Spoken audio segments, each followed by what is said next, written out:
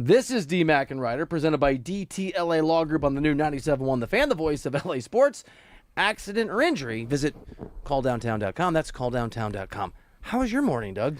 It was great, man. I was eating my popcorn. It was absolute cinema. You've been on every show today. Now you're finally on your show. But that was great, man. I'm on your show. Derek Fisher, Cody Decker. I thought Cody was going to deck you. He didn't seem overjoyed the entire time, which is totally fine, which is part of the deal. All right, so if all of you missed this, there has been a healthy, good, let's disagree. I think that's important. Disagreement on my LeBron take, your LeBron take, the right LeBron take, and you know, sort of the perspective of the morning show, D. Fish and Decker. And I went on this morning, drove in early, happy to do it, appreciated the invitation, and I don't know, things got. That's good radio, Testy. Is that I don't know what the word is. What's the right term? Look, I mean, I've learned it through many times. Feels like every show on this show. And when you get into that mode, when you feel that buzz, when you feel that edge, I mean, there's nothing like it. I mean, there really isn't anything like it. When you're driving around, when you're watching on YouTube, when you hear people have a difference of opinion, there's nothing like that.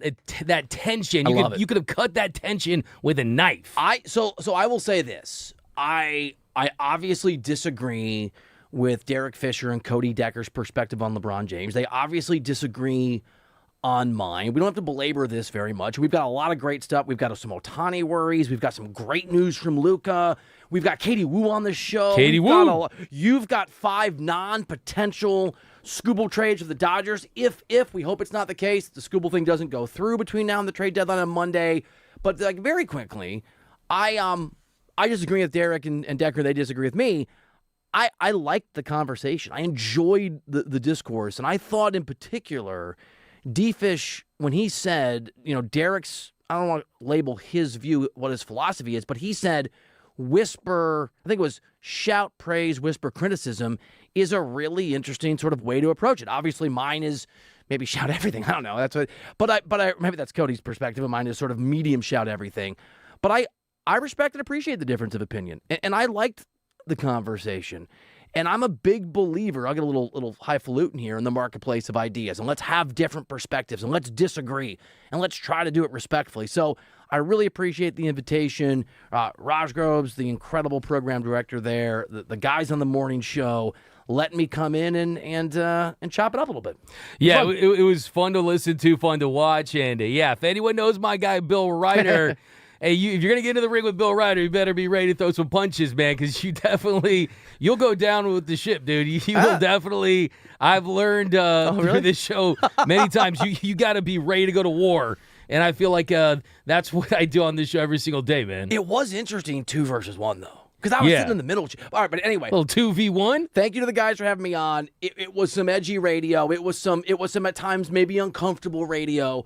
I like uncomfortable conversations, and for Derek and for Cody to let that discomfort come into the program and let me be sort of someone who got to have a voice on what is not my show, it is their show. I love this too. As Derek said, it's my show. My name's first on the show. Yeah, that was a flex, baby. I set up a little straighter, like, oh, hell yeah, let's go.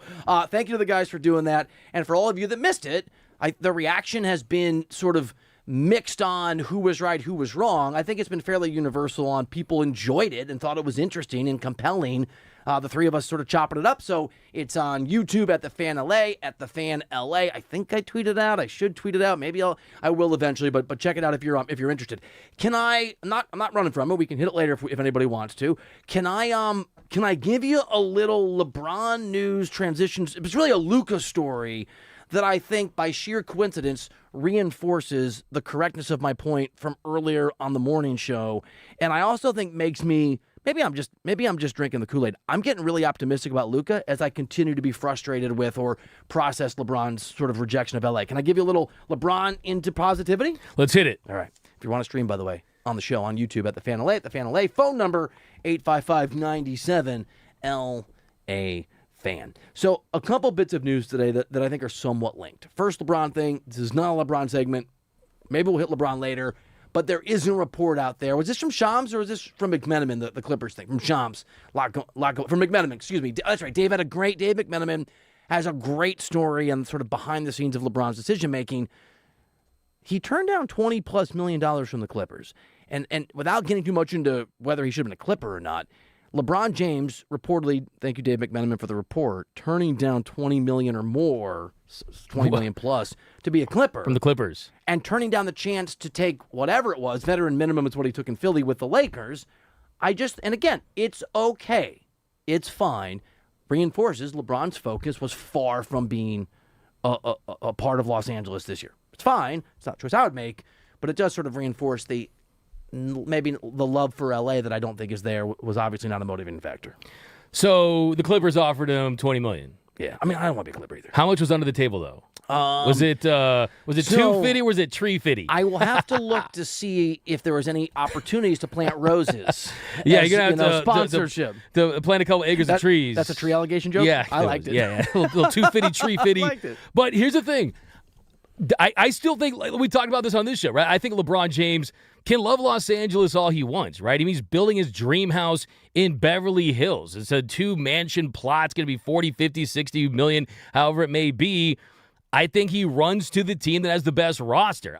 If the Clippers had the same roster and it was the same situation as the Philadelphia 76ers, and that was the case, I feel like LeBron might consider going to the Los Angeles Clippers because he's a roster chaser, because that is the path to a championship. I think that is the dirty little secret. It's not even a secret. LeBron James, I don't think, is secure with his championship legacy. And I think that that's what he wants to accomplish. You got Rich Paul talking 2 years, 4 years, whatever it may be. He wants another championship to get to 5, hopefully get to 6. That would be the dream for him.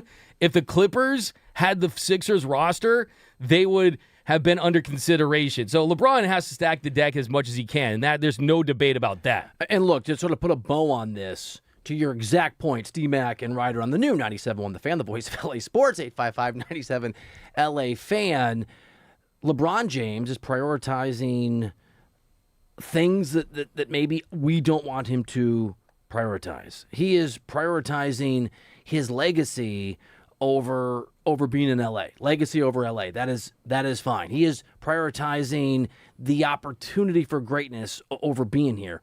That is fine. And D-Fish said something, or sort of hinted at something. I'm not putting words in his mouth, but just talked about, to me, are you sure LeBron rejected the Lakers? Are you sure? I think sort of intimating, we don't know, he and I all speculating, maybe the Lakers didn't want LeBron around. Hard to know. I have said, and I know this from reporting in the past, that LeBron can be an exceptional leader when he's the center of attention and a very frustrating presence when he's not. And sometimes multiple things can be true at once. There's some news today that has me really encouraged, D-Mac, in the post-LeBron era, that maybe Luka Doncic is going to level up. He's going to take the leadership crown, if you will, from LeBron. Maybe it's simply because LeBron's not there and he has to. Maybe it's because it's easier to do.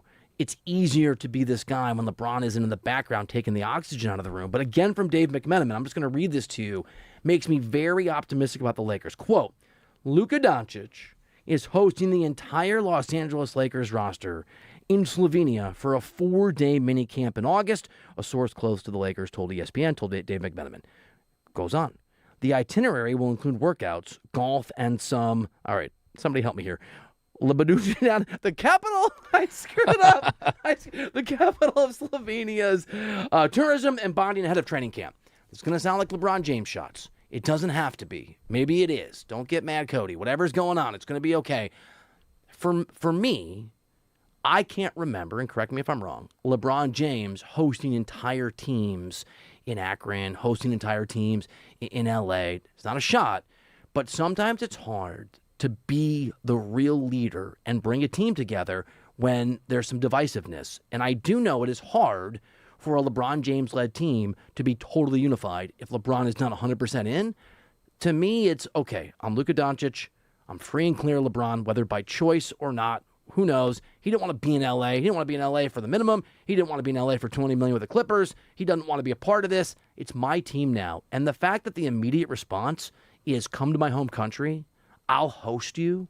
I'm not so big and important that some of these guys in this roster don't get to be a part of it. If you're Cameron Carr, like the young man that got drafted, I mean, I love this because unity, togetherness, good leadership, being a great teammate is as important as being a great player. And it's easier to evaluate LeBron's numbers and Luka's numbers. It is hard to evaluate their leadership. This, to me, is a sign that Luka Doncic is going to do everything he can to make this Lakers team be unified and be together, and that bodes really, really well for this post-LeBron era. Absolutely. I mean, this is Luka Doncic saying, I am the leader of the Los Angeles Lakers. Now, this is my era. This is my chapter, and I'm going to do things that leaders do. And this is what brings teams together. This is what unifies teams.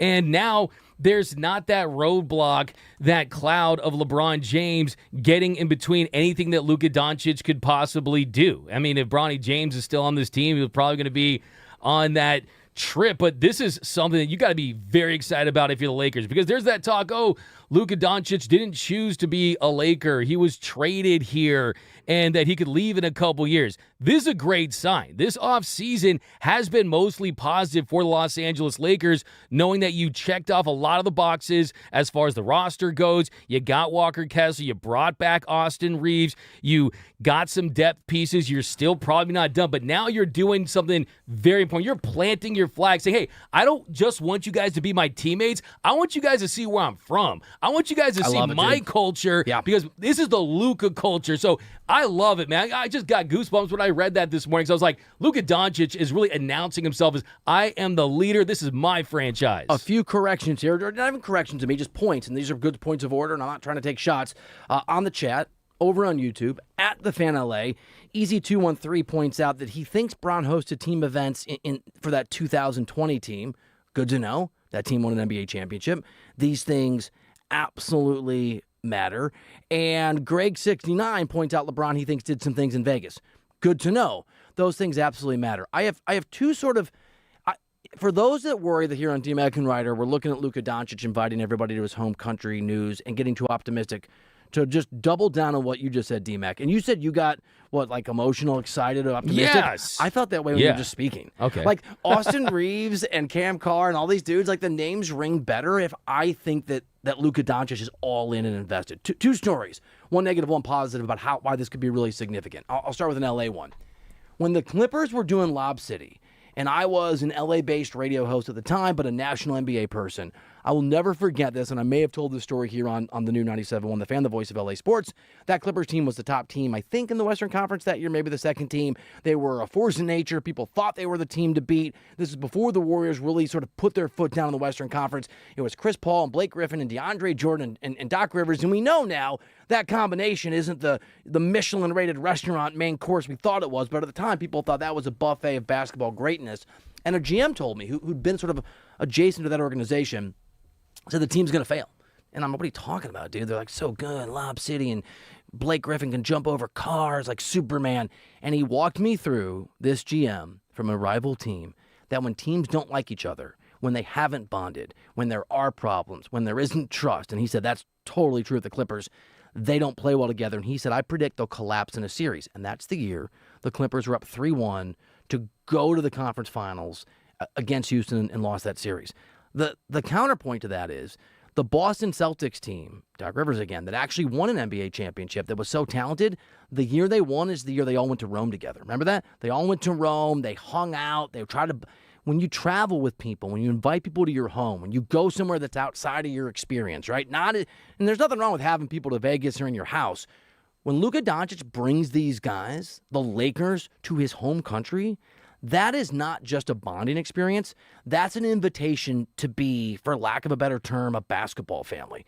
That's an opportunity for these guys to have a level of rhythm and comfort and trust that I think is really important. And one of the things that maybe I, DMAC, haven't articulated well about LeBron James and my frustrations with him, and it's hard to measure, so it's easy for people to be like, what are you talking about?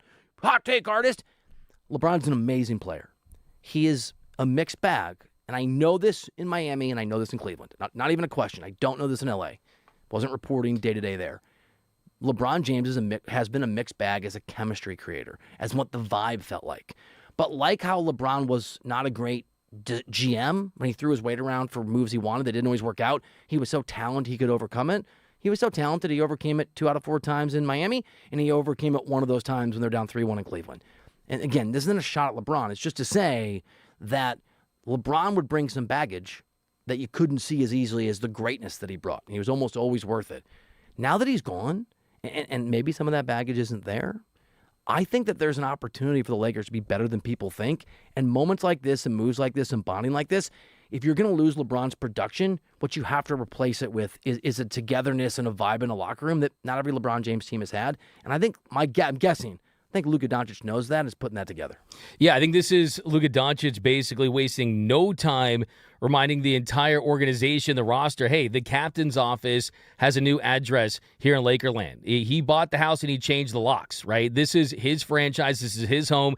People talk about trips that LeBron had arranged for previous Lakers teammates. Yeah, that 2020 team had incredible chemistry. No one's denying that, but I don't think this is about LeBron anymore. But last time I checked, LeBron didn't invite the Lakers to Akron, right? It wasn't, hey, come see where I'm from, come see my home. And it's tough to imagine these players on this roster being themselves around LeBron James. I mean, I think this team has a real opportunity to bond in an organic way around a superstar that I think is taking his career to a whole nother level. I mean, this is a player that is in his absolute prime, and he's the face of the biggest franchise in the world, and he's doing stuff like this in the summer. Remember when Luka came here? The dude was not in the best shape, right? I said that Luka is going to get his revenge bod with the Lakers. So he's got in great shape. He's now the face of the franchise. He's got an overhauled roster, and he's taken all those dudes to Slovenia. Yep. And I got to say this, Jonathan Kuminga, you ever been to Slovenia? Right? Like this, to me, if I'm Jonathan Kuminga, I'm saying, wow, this guy's that locked into this team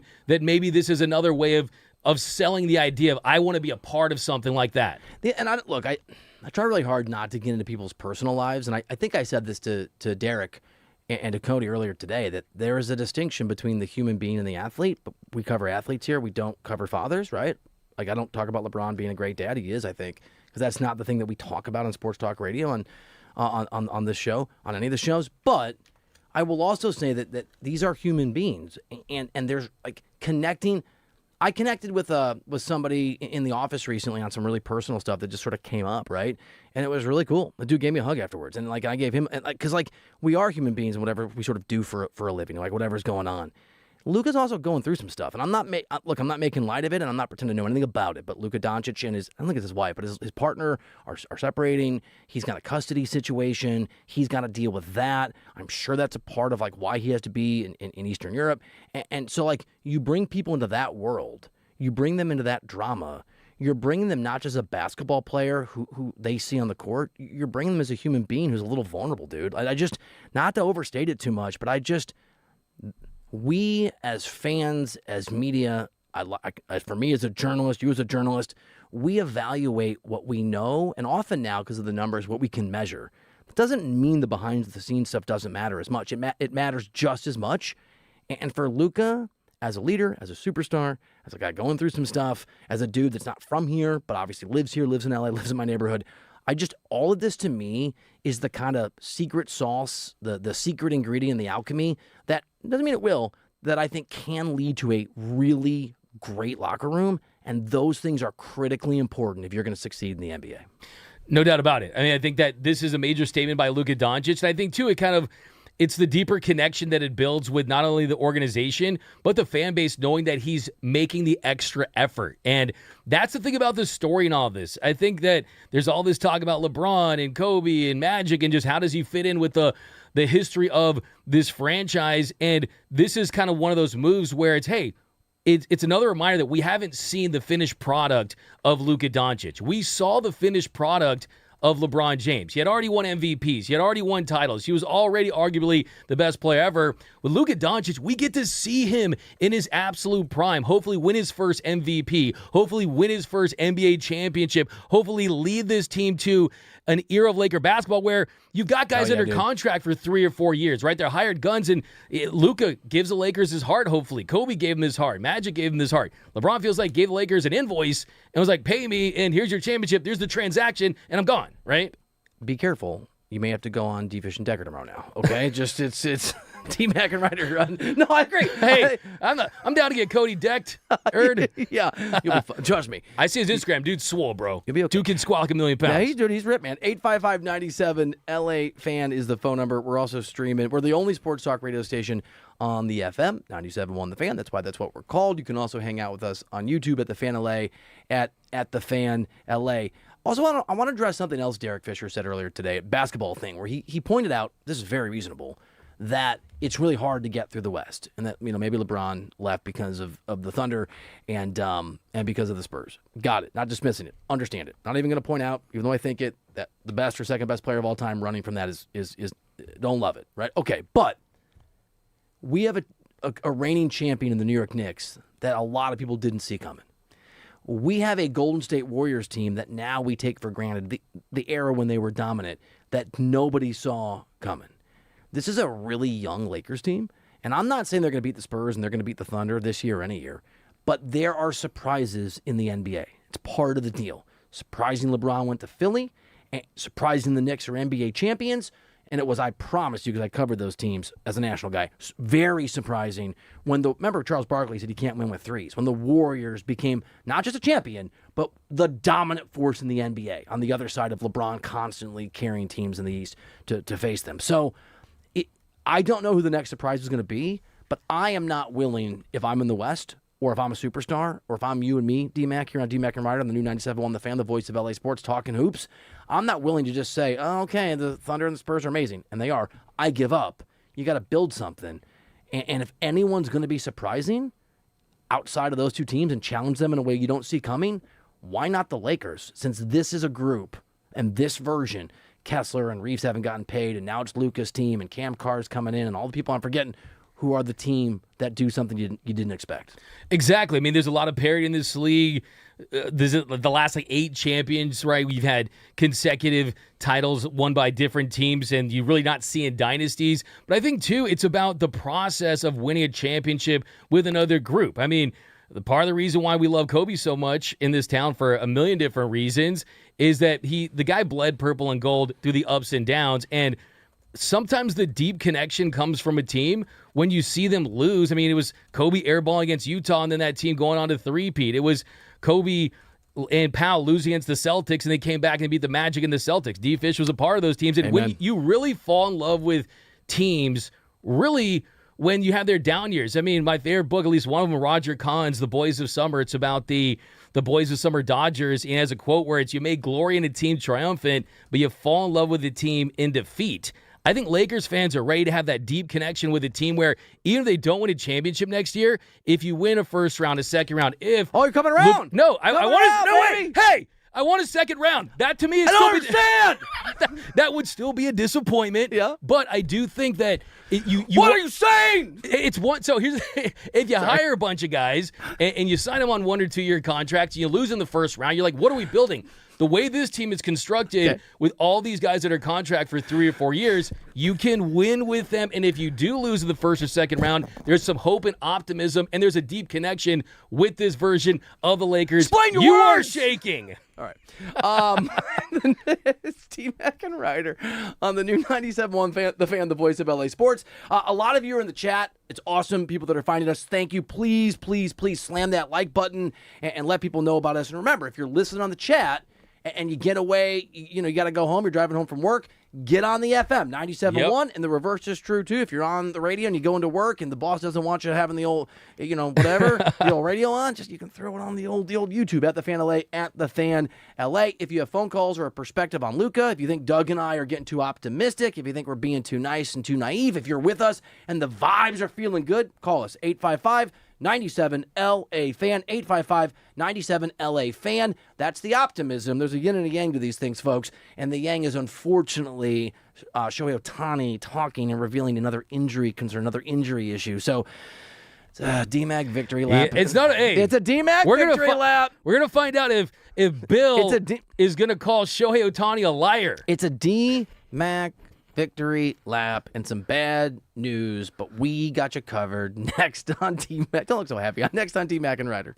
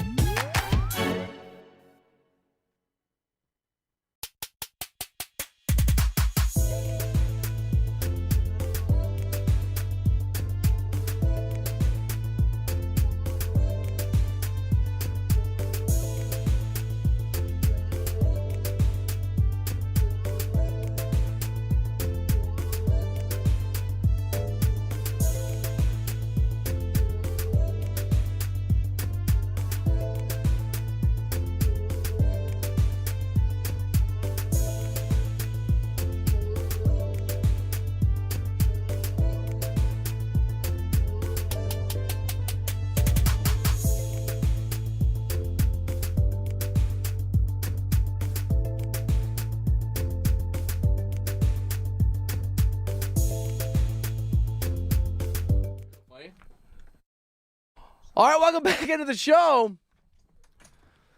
Special kind of energy today for a special kind of day. It's D-Mac and Reiter, presented by DTLA Law Group on the new 97.1 The Fan, the voice of LA sports. Accident or injury, text injury help to 40222. That's injury help to 40222.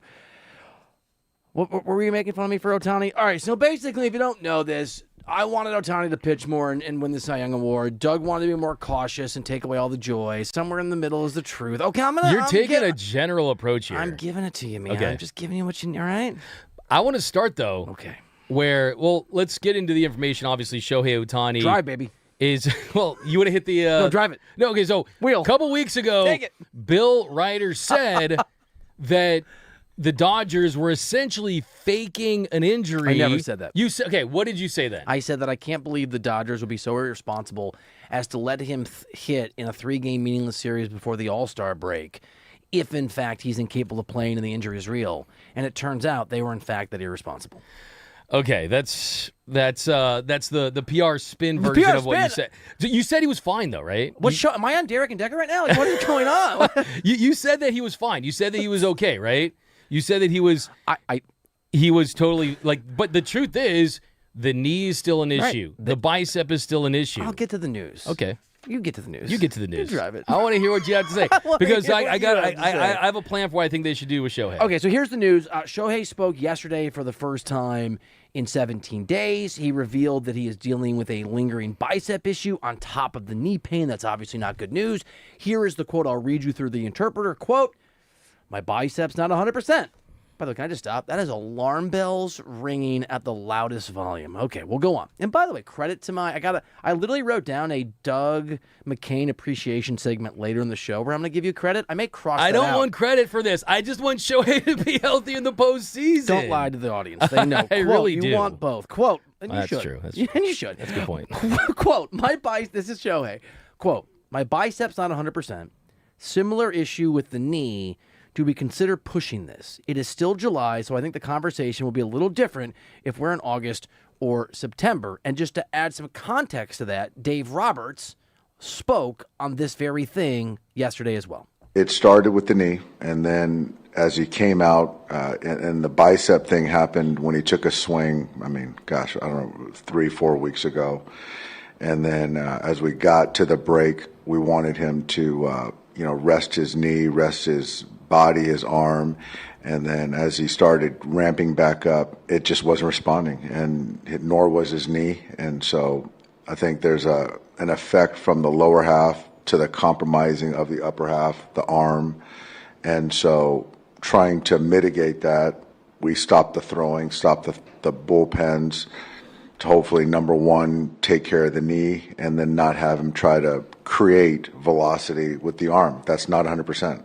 It is absolutely worrisome. It overshadows losing to the Mariners to a who cares level.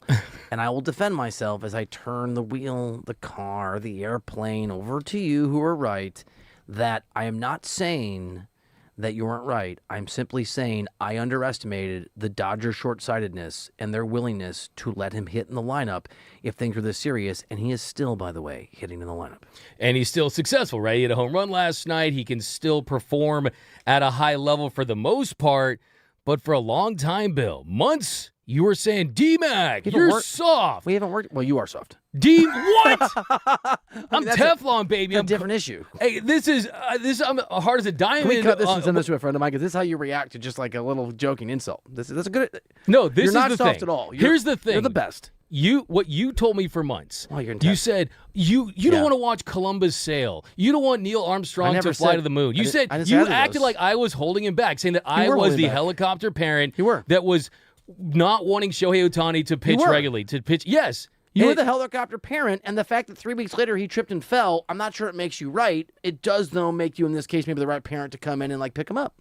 So this is the danger in all of this, is that if we went the Bill Reiter approach, or we went the approach that a lot of fans had, where it's, let's go have the Cy Young year, let's have a 13-plus WAR season. How dare we chase the Cy Young let's when he go was healthy. and chase these regular season awards despite what it could do to the health of Shohei Ohtani. You wanted him to win a unanimous MVP. And I still think he can potentially do that. Awesome. But you guys... Nothing wrong with that. You guys, for so many months, did not care about how many innings you pitch. You want to see him go out there in the 7th inning of a no-hit bid after throwing 99 pitches. You wanted to see that. Yes, I did. Things that could have been detrimental not only to his health, his future. We're going back to this argument?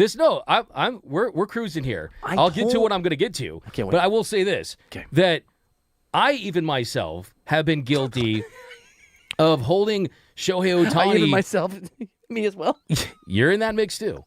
That I have held Shohei Ohtani to a standard in baseball history that's never been met, right? The moment that he looks human, it's shocking because he's not looking superhuman anymore. We've treated Shohei Ohtani like he's this baseball cyborg because for so many years he's been able to do this, but this week and this month and for the last couple of months for most of that time, he has looked human because of the injuries, right? The star that burns the brightest also burns out the fastest. Batman bleeds. Even Superman can catch a cold. He's not a star. He's not Batman. So I know you got your fancy tap dance words and language, and I love your loquaciousness, but let's just cut to the chase, okay?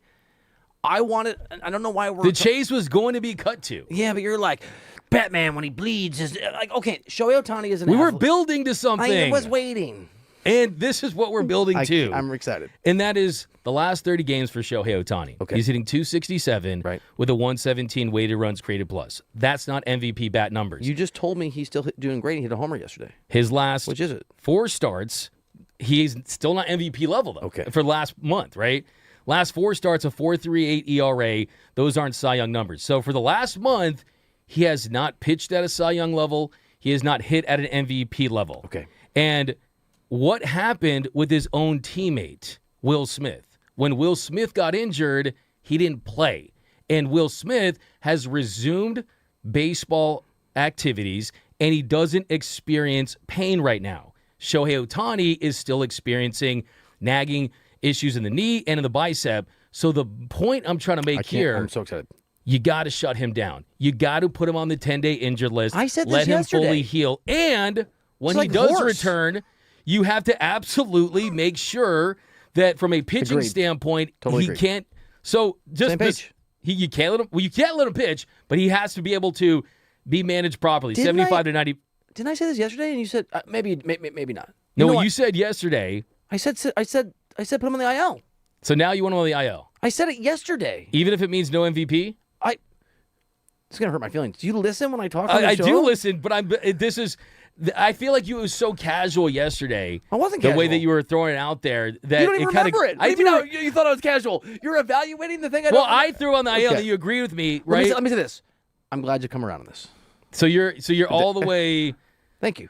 So do you welcome? So do you regret wanting to throw Shohei out there every single start and make sure he throws 100? No. You know, I stand by what I told you earlier. Do you remember this too? I want him to chase a Cy Young. The moment that his body tells us he can't, then he shouldn't. His body has said that. He has said it with his own words yesterday. We just heard Dave Roberts say it. And not only am I down with shutting down the Cy Young, I am down with shutting down the MVP because the knee and now the biceps thing is worrisome. And this is where you and I differ. And you turned out to be right as it relates to the situation. It's still not going to make me a helicopter parent. I'm still going to go process, not results. I think your process is wrong, but your results are right.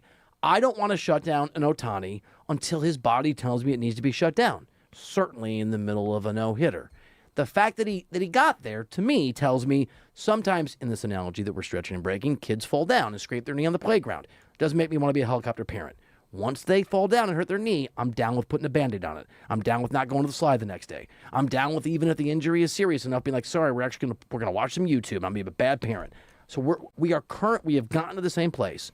I still think your process is wrong, but the results have gotten me where you wanted me to be. Congratulations. So my process, which I think was absolutely calculated and consistent with the way the Dodgers have handled things this entire time, right, was that there were lingering issues, that the knee wasn't fully healthy, that the bicep was still hurting it. And that segment we did... You know about the bicep before. We talked about he's been doing the bicep all year. I want Reiter to apologize to D-Mac about Shohei.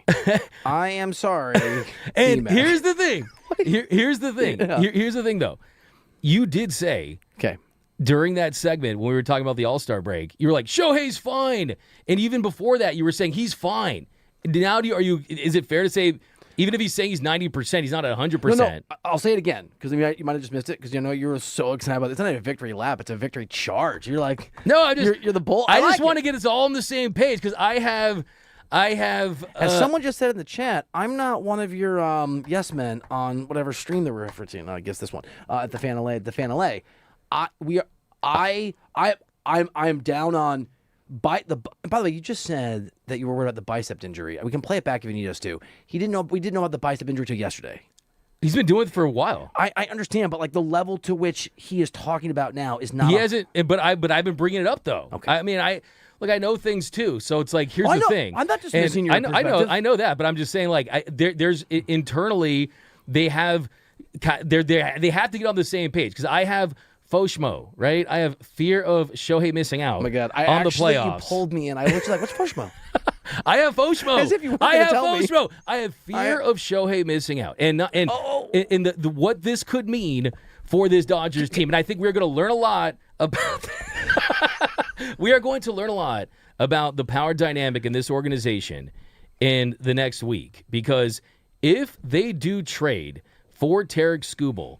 And you still have Tyler Glass now, and you have Blake Snell, and you have Yoshinobu Yamamoto. Let's not forget that the Dodgers won the World Series in 2024 without Shohei Ohtani pitching. You see me hold my... You cannot lose his bat out of the lineup. It is the most important thing in any sport right now to a particular team. Shohei's bat to the Dodgers lineup. You never said it before.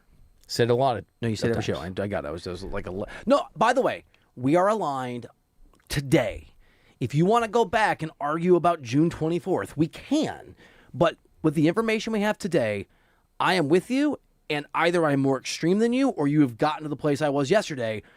There's no reason not to just shut him down for 2 or 3 weeks and make sure he is absolutely okay. Even if it's just R&R for the body to get better. So we are on the same page. D-Mac's great. I am listening to you. I hear what you're saying. I'm following your logic. I'm following your words. I comprehend what you're saying. You know this. You can disagree with someone in the nuance, or at least you and I can, and still comprehend the words that are coming out of their mouth. So I understand 100% what you are saying. Can I tell you something else? Can I give you something else magical? What's up? It's time for Hero of the Day nominees. I'm excited. We have some surprises, and we're also going to point out where Shams is full of stuff I can't say next on D-Mac and Reiter.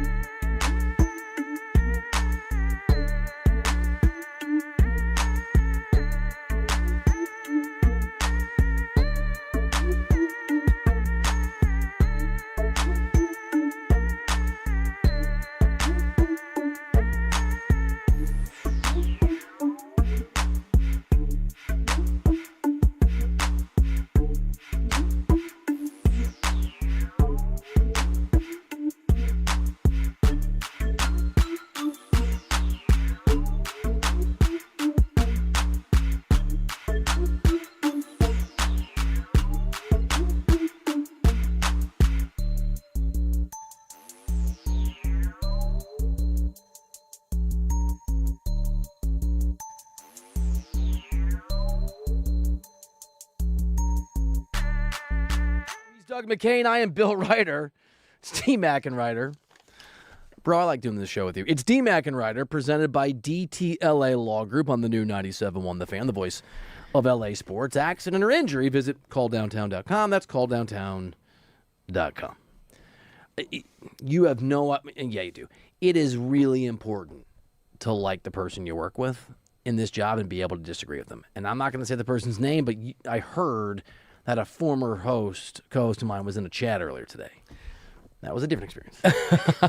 You didn't hear it from me, maybe did, but yeah. You know what I'm saying? Right back at you, big guy. I'm serious, dude. Even if you by the way, I like it when you mischaracterize my Ohtani takes. Let me finish. Because I deserve it. Sometimes I do. The Ohtani, if Bill Reiter was the manager of the Los Angeles Dodgers, Ohtani might not make it another season with his team. You would have him go 9 innings every game, he'd close every game, very reasonable, bat every time. He would be in the concession stands, he'd be the broadcaster, he'd be fixing the field, the mound, everything. Do you know what you just did? Yeah. With that particular over the top, just lied on your name. Lie. What was it? Is the equivalent of when I'm gonna think of a good one. When an athlete says, "I played and you didn't, so you're wrong." That's when you know you've lost the argument. Oh yeah, the Ryan Clark, Peter Schrager. Right. Oh, dude. By the way, my wife actually said yesterday, she was like, "I don't like how Bill says that you lie a lot." Uh-oh. Yeah. She mad at me or mad at you? I think she's both. Okay. I think it might be both. Sorry. I think it might be both. He's never lied in his life. I have always said I want Ohtani to pitch 14 innings a game, even though it doesn't exist, and have his arm fall off. No lies detect. Oh, can I give you a lie? Yeah. Can I give you what I think is a lie? What's up? Like an actual lie. Yep. To sort of by way of segueing into a nominee I'm going to have for our hero segment. Shams was on the Game Over podcast with Rich Paul. And I'm going to get in the weeds here a little bit, but I want you to listen to Shams talking about some LeBron news and Rich Paul, to my mind, I'm going to explain why, feigning that this is a surprise. Here it is. Yo, it's not a breadcrumb. Hold it's on. a loaf of bread. Now, you tell me, Rich, if I'm right or wrong. Is it the Cavs front office group, Kobe Altman, Brandon Weems, the Gilbert family, Grant Gilbert? Okay. What are you referring to? What happened? Meeting with LeBron in Akron in early July. Is that the loaf of bread you're talking about? Early July? Wait a minute. How did you know about that? I couldn't say, So you thought this got by Shams, but he has all the details. I thought it got by Shams because like, he never said anything to me about that. Nobody knew about that. That did not get out nowhere. Nobody knew about that. Why was this not reportable? Why did you not time. report it? So in real time, the integrity aspect matters more than anything, because this was information I was told by multiple people on background, off the record. This was something that ethically I couldn't report because, one, it wasn't told to me in a way that I was able to have reporter go double check and triple check. It was told to me off the record. This is utter bull snap, by the way, and I'm going to give you for a reason. First of all, Shams is represented by Clutch, basically. The Clutch agency is associated with the agency that represents Shams. Second of all, the "oh, wow" surprise sounds so incredibly fake. Third of all, background and off the record are completely different things. As a former journalist, including a former investigative journalist, they're different things. You can actually report background. But fourth of all, and this is the thing that's just galling. If Shams is a real reporter, which he's claiming, and the integrity of the morals, when you're told something off the record or background, sources don't tell you so that you have a secret you have to sleep with, and then you can't tell anyone. I have often been, you get told something off the record because the source will be like, look, I can't, it's off the record, but go look, go try to find it on your own. If this was true, Shams would pick up the phone and call Rich Paul, who he's doing a podcast with, and say, was there a meeting, yes or no, between LeBron James and Kobe Altman and the GM? And if he does, so either Shams is lying, or Shams is the worst reporter on the face of the earth when it comes to the journalism standards he just told us he follows. Because no one, Doug, nobody on earth who's a breaking news reporter, nobody on earth who's a breaking news reporter, I promise you, gets that information on background or off the record. Maybe doesn't know the difference, which would make sense based on what he just said. Let's say it's off the record. It doesn't call other sources and be like, this is how news works. So, okay, that's number one. Number two, I just think it's an interesting reminder because the Schefter, Kyle Shanahan didn't report the car accident thing. As we transition into our hero of the D-Mac and Reiter hero of the day nominees, I just want to nominate real journalists, of which Shams is not one, and I wouldn't put Adam Schefter on that list anymore either. Because Shams is a great curator of information, and he trades it, but he's not a journalist. Because a journalist either wouldn't pretend just there that he had information, but my morals prevented me. Or, if he did get it off the record, he would have called Rich Paul and asked him if it was true. So Rich saying that he didn't know means Rich is lying, or Shams doesn't know how to try to go get news. That's crazy stuff. Yeah, my big takeaway is, one, bring back Woj. Me too. I love Woj. If that was Adrian Wojnarowski, one, he would have told us. Two, he would have told us a lot earlier. Three, I mean, you're right. Is either Shams is lying or he's not being truly journalistic from that standpoint. And, I mean, to show him, to basically tell us you found that on a video, I mean, that's come on, on a podcast. Yeah, that's pretty shameful from Shams. Katie Woo's going to be on at 3:30. And I want to ask her this because I don't know her and I won't put her in this position. But if Katie Woo was told off the record by a Dodgers source that Shohei Ohtani was going to go on the IL for 14 days or something, but it was off the record, she would call Andrew Friedman. She would track down Andrew Friedman. She would track down somebody. She would ask people. She wouldn't be like, oh, it's off the record. What do? I guess I go to Spider-Man, Brand New Day, and I can't tell anybody. The off-the-record information is meant to push you to go get it. So it's so not true. It infuriates me. So I'm nominating my first nominee, D-Mac and Reiter, Hero of the Day, which you get to vote for on the YouTube chat at the Fan LA, real sports journalists. Oh, that amazing stuff. That is a good tease to what I was about to say, because I'm going to nominate Katie Woo. Katie Woo's going to be on the show. Nice. Katie Woo's an intrepid Dodgers reporter, one of the best in the game. Katie Woo is a new Dodgers reporter at the beat. She covered the Cardinals for so many years. Now she is covering the Dodgers with the Athletic. She's basically what the Dodgers hoped that Kyle Tucker would be, which is an all-star level new addition to the Dodgers, and she has been that. She's incredible at her job, so we'll have her on in just about an hour here, and she does a great job. The Dodgers really do have some of the best beat reporters in the game. Dylan Hernandez was on our show, Fabian Ardaya, some of the best to do it. Fabian's a great dude. And, Katie Woo, she's top tier. I'm a big fan of her work. I don't know her, but she's outstanding. That is a great nominee. Who else should I haven't really thought this through the way that I should. I'm going to nominate Cody Decker and Derek Fisher for just having me on the show. That was very cool. I don't know if heroic's the right word, but that was very, very cool to invite someone who you disagree with. Thank you for letting me come on the show. And I'm going to nominate Bill Reiter. Bill Reiter going on this show, repping for this show. Our reputation is we are the Keep It a Buck, the Keep It a 100 LA sports show. If there's something to be said, we're going to say it. We're not going to pull any punches. We're going to keep it 100 for sure. And that was just great, scintillating, absolutely exciting, absolute cinema radio, man. I was here for it, and it was great to see you doing your thing, man. Wow, Daniel Arreola. Katie isn't a hack like Jack Harris. That's not very nice. Okay. I mean, people got opinions, like man. That. People got opinions. By the way, if you want to call us, 855-97-LA-FAN. I'm not gonna nominate Shohei because it's such a. You know what? I'm gonna nominate Eric Lauer. He's pitching tonight. I think they're 8-0. Is this right? Yeah, they are 8-0 in his starts. In his starts. And I'll do this later. Like Doug McCain appreciation segment coming later when we preview the Dodgers game at 5 tonight. First pitch is at 7:10. because you walked me through this, and early in our tenure, you told me, like, don't look at what Lauer was, look at what the Dodgers might make him, and you have said it, but also it's not easy to sort of live under those lights of the Dodgers, and like his performances have been incredible, and he has filled this sort of hole with these injuries and these situations, even more important now with where Ohtani is. So Eric Lauer, pre-start nominee. I love it. Eric Lauer's that dude. I'll nominate Justin Robleski. Even though he had a rough start yesterday, I think that the year that he's put together, I think we're at the point with Justin Robleski where if they do add another starter, they're going to recognize what he did for this team up until this point. The innings have been off the charts, his most innings pitched in his career. So Robo didn't win yesterday, gave some home runs, but the Dodgers would not have the best record in this league if it weren't for him. I love it, Doug McCain. Robo knows heroics. Here's what we know. Doug McCain's going to give you 5 Dodgers targets with the trade deadline approaching on Monday, not named Tarek Skubal. You don't want to miss it. Next on DMAC and Reiter.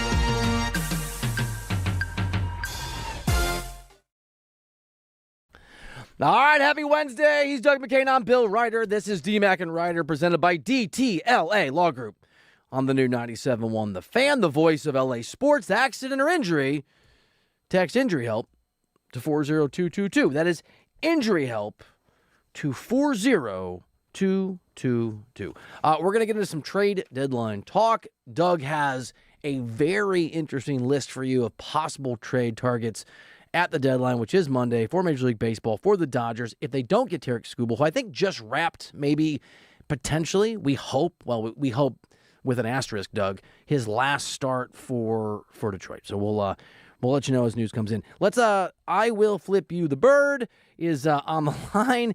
That is his name because it's I don't believe it's God-given. I believe it's given by himself on the chat at the Fan LA. I Will Flip You the Bird. You are on DMAC and Reiter. What's up?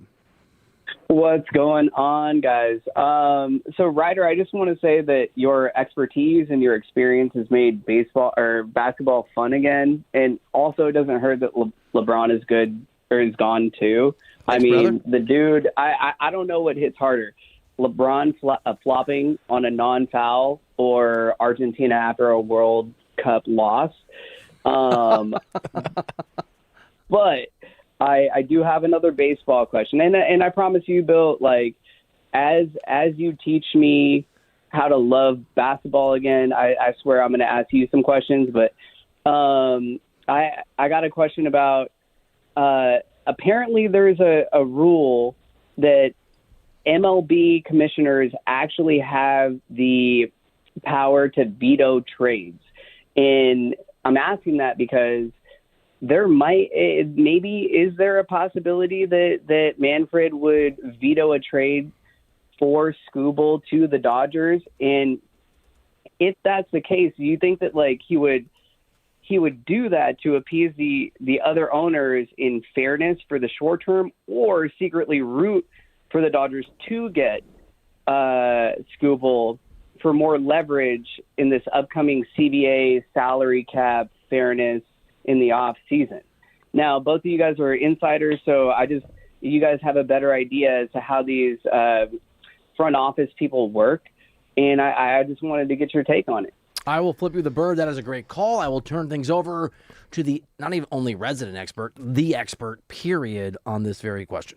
It's a great question. It really absolutely is. And to your question, yes, the MLB commissioner, Rob Manfred, does have the right, the quote, best interest of baseball authority to veto a trade. But we have not seen this done for a long time. I mean, 1976, when Bowie Kuhn, he definitely exercised it. They blocked the Oakland A's trading when they were selling away Vida Blue and Joe Rudy and Raleigh Fingers for cash, but they said, okay, you can't go and do that. There is 0% chance that Rob Manfred would block a Tarek Skubal to the Dodgers trade. That would be an uproar beyond belief. He'd be Rob and there exactly. Manfred. And here's the thing too. Is that the Detroit Tigers, if they wanted to make a trade to the Dodgers, they wouldn't want him to block that trade, because if they do end up trading Skubal, which they absolutely should, it'd be absolute team franchise management malpractice to not trade Tarek Skubal and cash in on that lottery ticket. They want the Dodgers prospects, whoever that may be, whatever it may be, in exchange. So the Tigers wouldn't want that. The Dodgers wouldn't want that. And the rest of the league, it's, hey, keep crying, man. That's just not how it works. And that would set a dangerous precedent. The Dodgers have been the cash cow of this league. You do not want to set that dangerous precedent. So I do not anticipate that being under any consideration. Great call here on DMAC and Ryder. But it does exist, though. It's cool to know that it exists, right? Yeah. I mean, if The you're NBA did it. Remember, the NBA did it with the Chris Paul trade. With the Chris Paul, because the league owned the Hornets, right? And and they if you have the power, in that case they did, with that sort of exception. And I'll just add to what you said. It makes it in a system the way that you have things set up. You can't prevent an organization like Detroit from restocking its farm system when they know they're going to lose a guy, right? I mean, obviously Skubal's going away one way or the other. He's not going to be a Tiger next year, so of course they would let it. But it's a really good question, and we appreciate it here on the new 97.1 The Fan, the voice of LA sports. Shohei Ohtani is playing today, by the way, as we expected. He's the DH, of course, leading off. It's Ohtani, Pages, Freeman, Max Muncy, Tommy Edman, Mookie Betts, Kyle Tucker, all the way back down there. Wow. I know. We'll get to the base running air earlier or later in the show. Kyle Tucker, Teoscar Hernandez, and things round out with Dalton rushing. So we're gonna do this segment, and it's interesting.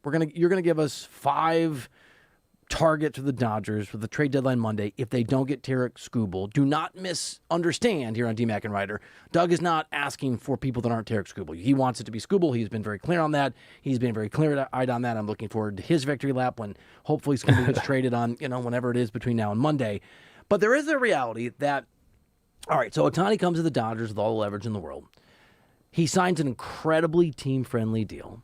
The understanding and expectation of that team-friendly deal and the money being sort of spread out over the years is that it allows the Dodgers to be able to invest more resources in the short term, which is also the Ohtani term, to make sure that they win, also that he wins, right? I will give up something, but I want these resources to be invested back in the team. And I don't think the Dodgers get this credit nationally. They get it all the time from you, Doug, that the Dodgers reinvest their money, right? They're not... It's a cash cow for the Dodgers, too, but the cash isn't going to Walter's bank. He's putting it back into the team. They are investing in the baseball. Ohtani wants that to be the case, and that's part of the deal he put together. Conspiracy theory, if you want to call it, or just using the leverage you're supposed to use, if that's a more polite way to put it. Is it possible that Shohei Ohtani, who of course, is struggling with injuries, and I'm in no way saying that he's a liar, as you tried to suggest with me earlier, but hadn't spoken in 17 days, is not a prodigious talker to the media. Is it possible the timing of this is not coincidental, and that with the trade deadline less than a week away and decisions happening now, that Ohtani letting everyone know how injured he is, and the fact that puts a lot of pressure on the Dodgers to go get pitching, and some of the names you're going to give us, and/or Skubal, is not coincidental? So, I mean, yesterday's show, I was saying it was the opposite, where you want to kind of hide this because you don't want to hurt the Dodgers' leverage and potentially getting it. If you're Friedman. If you're Friedman. But if you're Shohei Ohtani, typically how it works is when the Dodgers come back from a big road trip and Shohei Ohtani hasn't spoken for a while, there's Japanese media members that did not make the trip, so they'll try to make him available as soon as possible. But he did make it pretty clear yesterday that he's not at 100%. He's at 90%, as he was saying, and that he does feel like the knee is getting better, but it's not completely better. I don't think... Sounds like a very nice way of saying no. No, you're right. Look, no one's telling you that it was Birch's idea. But I'm saying this. No, though. I do think but I will say this, though. It creates some pressure. And I think that's a good thing. And I do think that for a lot of organizations, there's a organization probably that maybe is saying, oh, we won a couple World Series titles, right?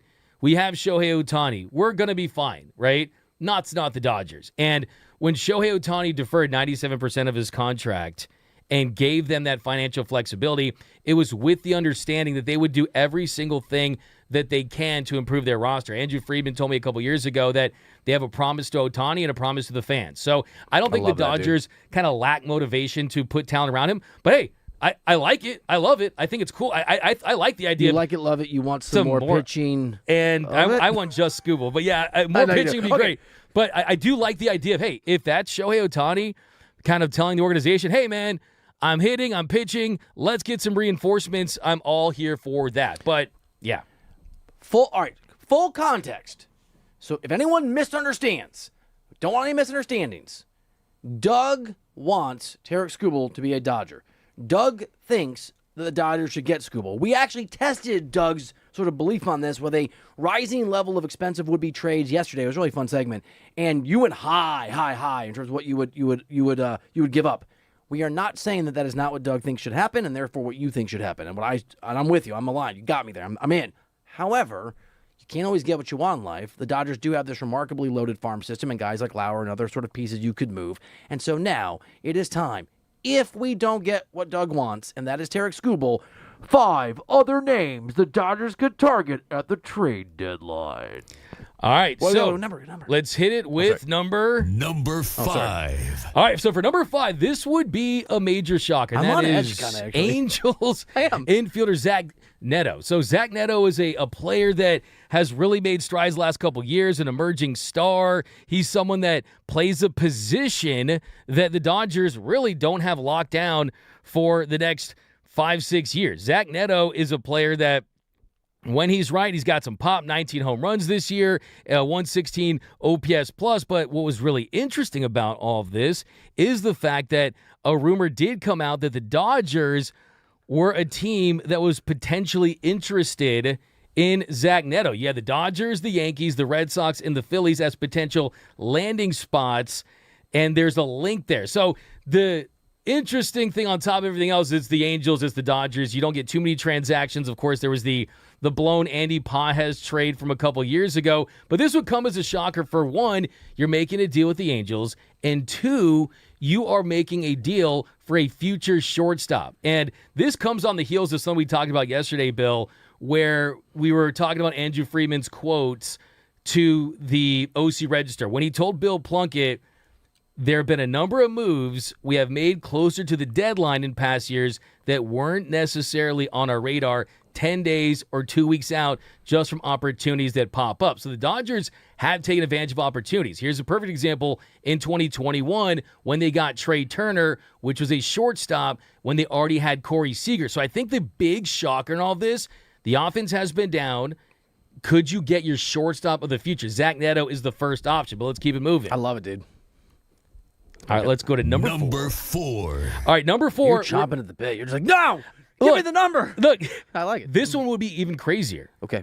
Could the Dodgers go out there and get a pitcher in Hunter Green? So Hunter Green is an explosive starting pitcher, a guy that profiles as a future ace. He played his high school baseball here at Sherman Oaks. He was supposed to go to UCLA, ends up going pro, but the Reds are sellers, and their focus is mainly to trade away those rentals, but they did say that they'd be willing to listen to offers for Hunter Green. And he's got a couple years of team control left on reasonable salaries. He's got a club option for 2021 at a club option in 2029 for $21 million. And the Reds are a team that's going to have to start paying him in the next couple of seasons. So he hasn't pitched much, right? But it's been rough. So he has an ERA over 7. Yeah. And he's dealt with injuries this year. He had the loose bodies. He has a 7.09 ERA, underwent elbow surgery in March, but he's under a great contract. He signed a 6-year, $53 million deal. He's under team control for the next couple of years. And here's the thing, his velocity. The Dodgers, Hunter, I've been in on Hunter Green for a long time. He averages 98.4 miles per hour on his fastball, so the 96th percentile. And the issue he's had this year is his slider. His slider's got beaten up. The Dodgers are the best in baseball as far as reputation goes at developing and teaching the slider how to make that effective. Hunter Green could be a Tarek Skubal-like impact pitcher for a discounted rate that could potentially be in this rotation for years to come. Do you know what my sort of perspective and my response to bringing in a pitcher who has that struggle in that ERA is? You had me at Eric Lauer.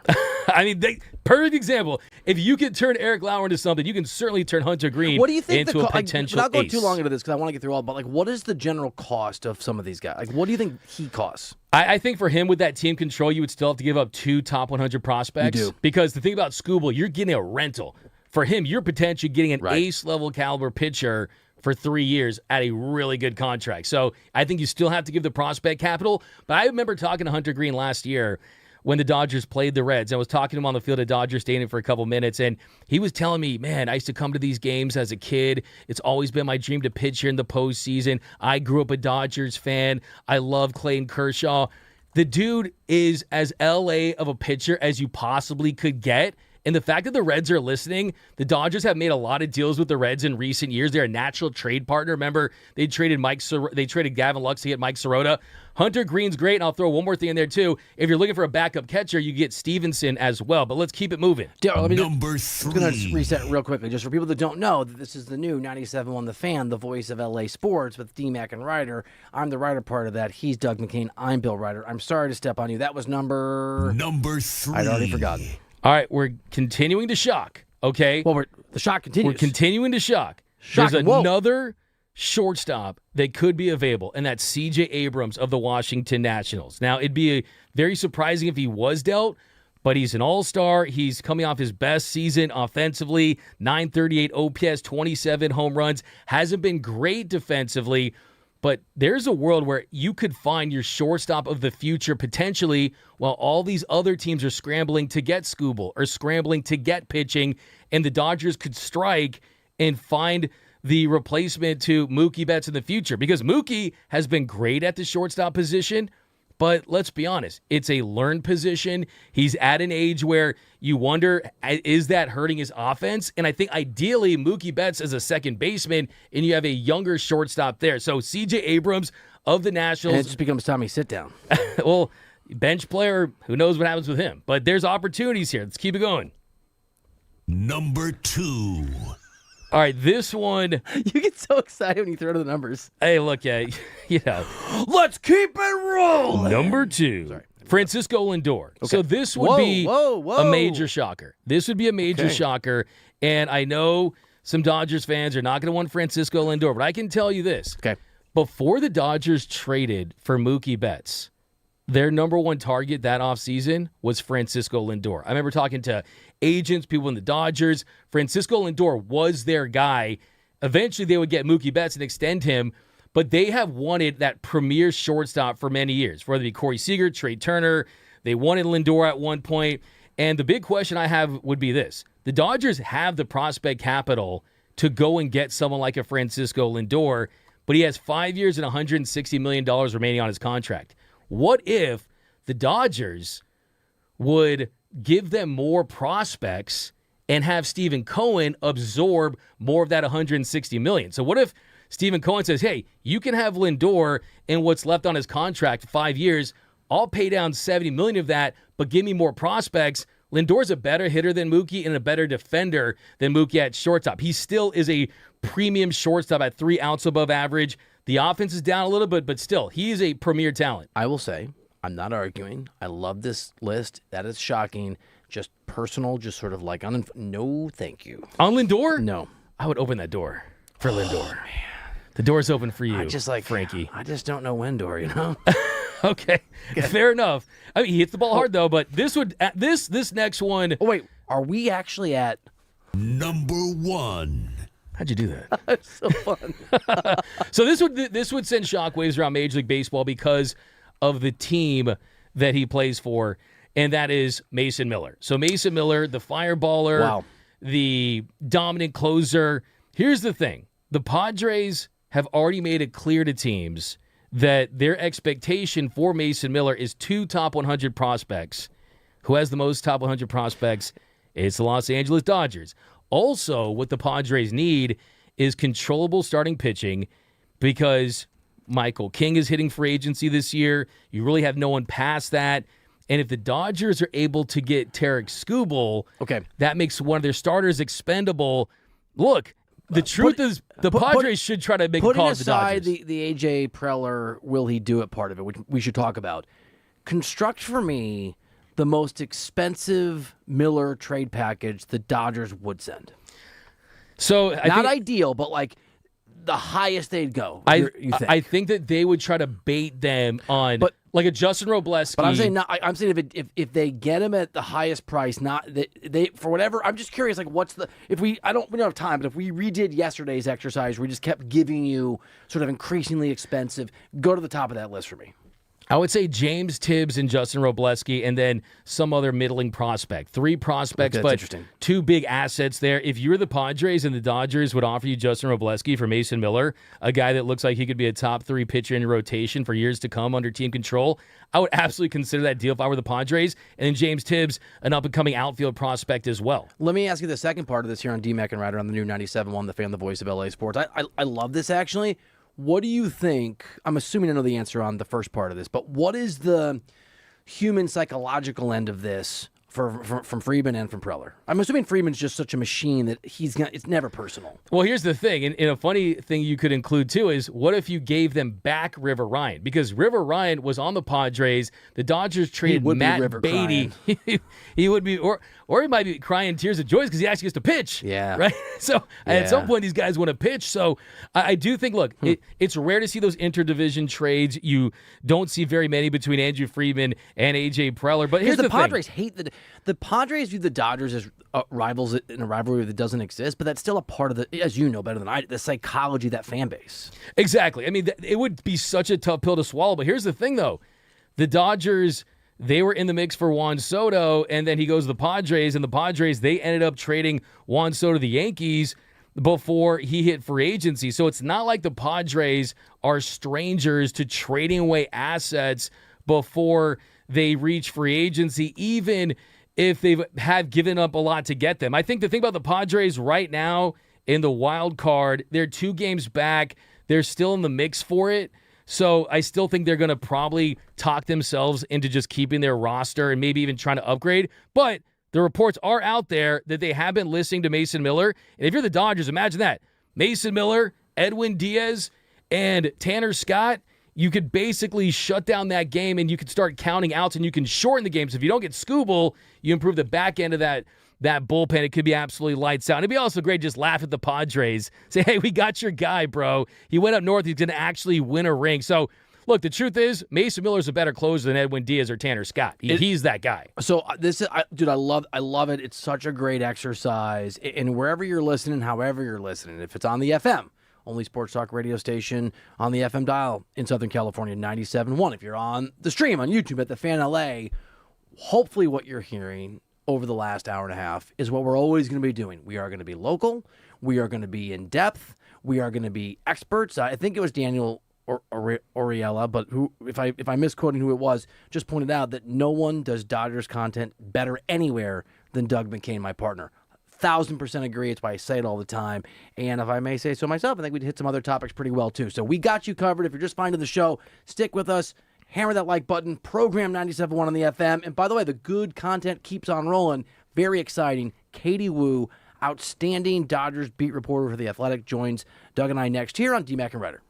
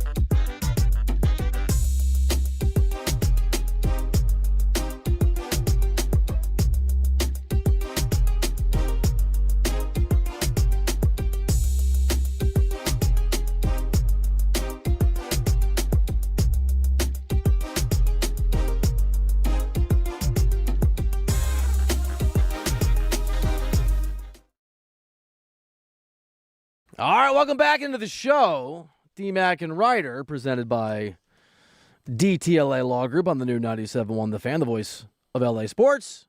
Accident or injury, visit calldowntown.com. That's calldowntown.com. I am a former newspaper writer, journalist person, and you are a Dodgers journalist. And so I think you and I both have an eye for and appreciate just excellence in colleagues and people who, and I've never met this person, but I think Katie Woo is outstanding at her job just in what I read in her coverage of the Dodgers of The Athletic. You know she is because you've told me how good she is, and so it's an absolute treat to have the Dodgers beat writer for The Athletic on the show, Katie J. Woo over on the old X. Katie, nice to meet you, and thanks for being on with Doug and I. Gentlemen, thanks for having me. I'll say excellence is a bit of a stretch, but I appreciate the hype job, so thank you so much. Welcome, welcome. Yeah, the Dodgers, they have the best roster in the game. They have the best beat writers in the game. Katie Woo does it as good or better than any of them. Katie, welcome to the show. First thing I want to ask, might as well just get out of the way. Let's talk some Tarek Skubal, because a couple weeks ago, you made me sad when you reported that maybe the Dodgers were going to be going after Tarek Skubal and they were going to focus on maybe replenishing their farm system. Then you made me happy this week when you said that they would be engaged if Tarek Skubal does become available. Right now, where do you think the Dodgers are at as far as how aggressive they expect to be in their pursuit of Skubal if he's indeed available at the deadline? Yeah, of course. We'll just ride this roller coaster together. I think as we've seen this deadline play out, of course, Skubal pitched for the Tigers today. The Tigers ended up losing that game in extra innings. All this speculation where it could be his final start in the Tigers uniform. Dodgers are monitoring the situation accordingly. We know this about them. They may not feel like they need a player, but if there's a big name available, they're lurking around the backboard. It's kind of Andrew Friedman and co.'s MO here. Now, what's changed, I think, in the last 24 hours has been if there is viable concern about the health of Shohei Ohtani heading into October. We knew coming out of the All-Star break that Ohtani's knee was bothering him. He was going to come out of the rotation for a little bit. Dodgers, stop me if you heard this before, downplayed the injury, saying it wouldn't be too long. And then he threw a bullpen in Philly and has not thrown one since. There is no timetable for when he could resume throwing again. We talked to Shohei for the first time since before the All-Star break last night, where he disclosed it's not just the knee that's bothering him, it's also that right bicep that he tweaked on a swing earlier in the first half. So now you're looking at two injuries that aren't 100%. And maybe injuries is a little bit of a stretch. Maybe it's just tweaks or incidents. But when you're looking at the long-term longevity of Shohei Ohtani and where he can really benefit the Dodgers, you're looking at two things. While they are convinced he's going to pitch again, they're not sure when the workload can start. And two, if you believe that Ohtani's biggest value is as a hitter in your lineup, and you are willing to maybe punt on that and pitching in the postseason, which Dave Roberts said yesterday that's not the case, but we have to consider all the situations here, then all of a sudden the calculus on needing Skubal changes dramatically. So the Dodgers don't have time on their side. They have about 4 days to figure this out. But they have the prospect capital to swing this trade. They have the financial means to do so. And they're the Dodgers, so they can essentially do whatever they want. These are all things that we're going to be factoring in over the next 4 or 5 days until August 3rd. But the biggest thing for me that's kind of changed the calculations here is if the Dodgers think Shohei Ohtani is A, not going to be ready for October, which they don't, but that has to be a concern at this point, and B, are contemplating if his value is higher as a hitter than it is a pitcher in October, then all of a sudden their need for Tarek Skubal is a much bigger need than they first really implied. Katie Woo from The Athletic here, graciously making time for us on the new 97.1 The Fan, the voice of LA Sports on D-Mac and Reiter. Katie, whether this is sort of your educated guess or based on conversations with front office folks and Dodgers leadership up to and including Andrew Friedman, to what degree do you think Friedman and the people that work for him do or don't have a real sense of urgency to go out and make some kind of a big move between today and Monday? I think in a perfect world, this is something where if the Dodgers, if Andrew Friedman could just sit back and say the Tigers are going to win some games and they're going to hold on to Skubal, that's kind of their perfect scenario because then they don't have to get involved. And even if they were confident in Ohtani, Blake Snell coming back, throwing his final rehab today, or could be his final rehab, Tyler Glass now just faced live hitters at Dodger Stadium. Even if they were confident in the full health of those three players, they could still be involved in the Skubal market just to drive up the asking price for teams like the Brewers or the Braves and really overpay. There's all these little games execs like to play. Andrew Friedman plays some of the best. So I think, again, going forward, would they like to part with what is going to be a significant haul for Skubal? No. Well, there's no really hesitation to spend money-wise, financially with this organization, Freeman kind of detests overpaying for prospects and kind of deviating from that young pool at the deadline. It's something that he tries to avoid. But what they're going to be debating over the next couple of days is, again, can they count on Ohtani? Do they think he's going to come back and be an impactful pitcher? If not, and if his true value is as a hitter, are they comfortable splurging to get Skubal so that they can still have what they think should be the most elite pitching rotation they've had throughout the dynastic run?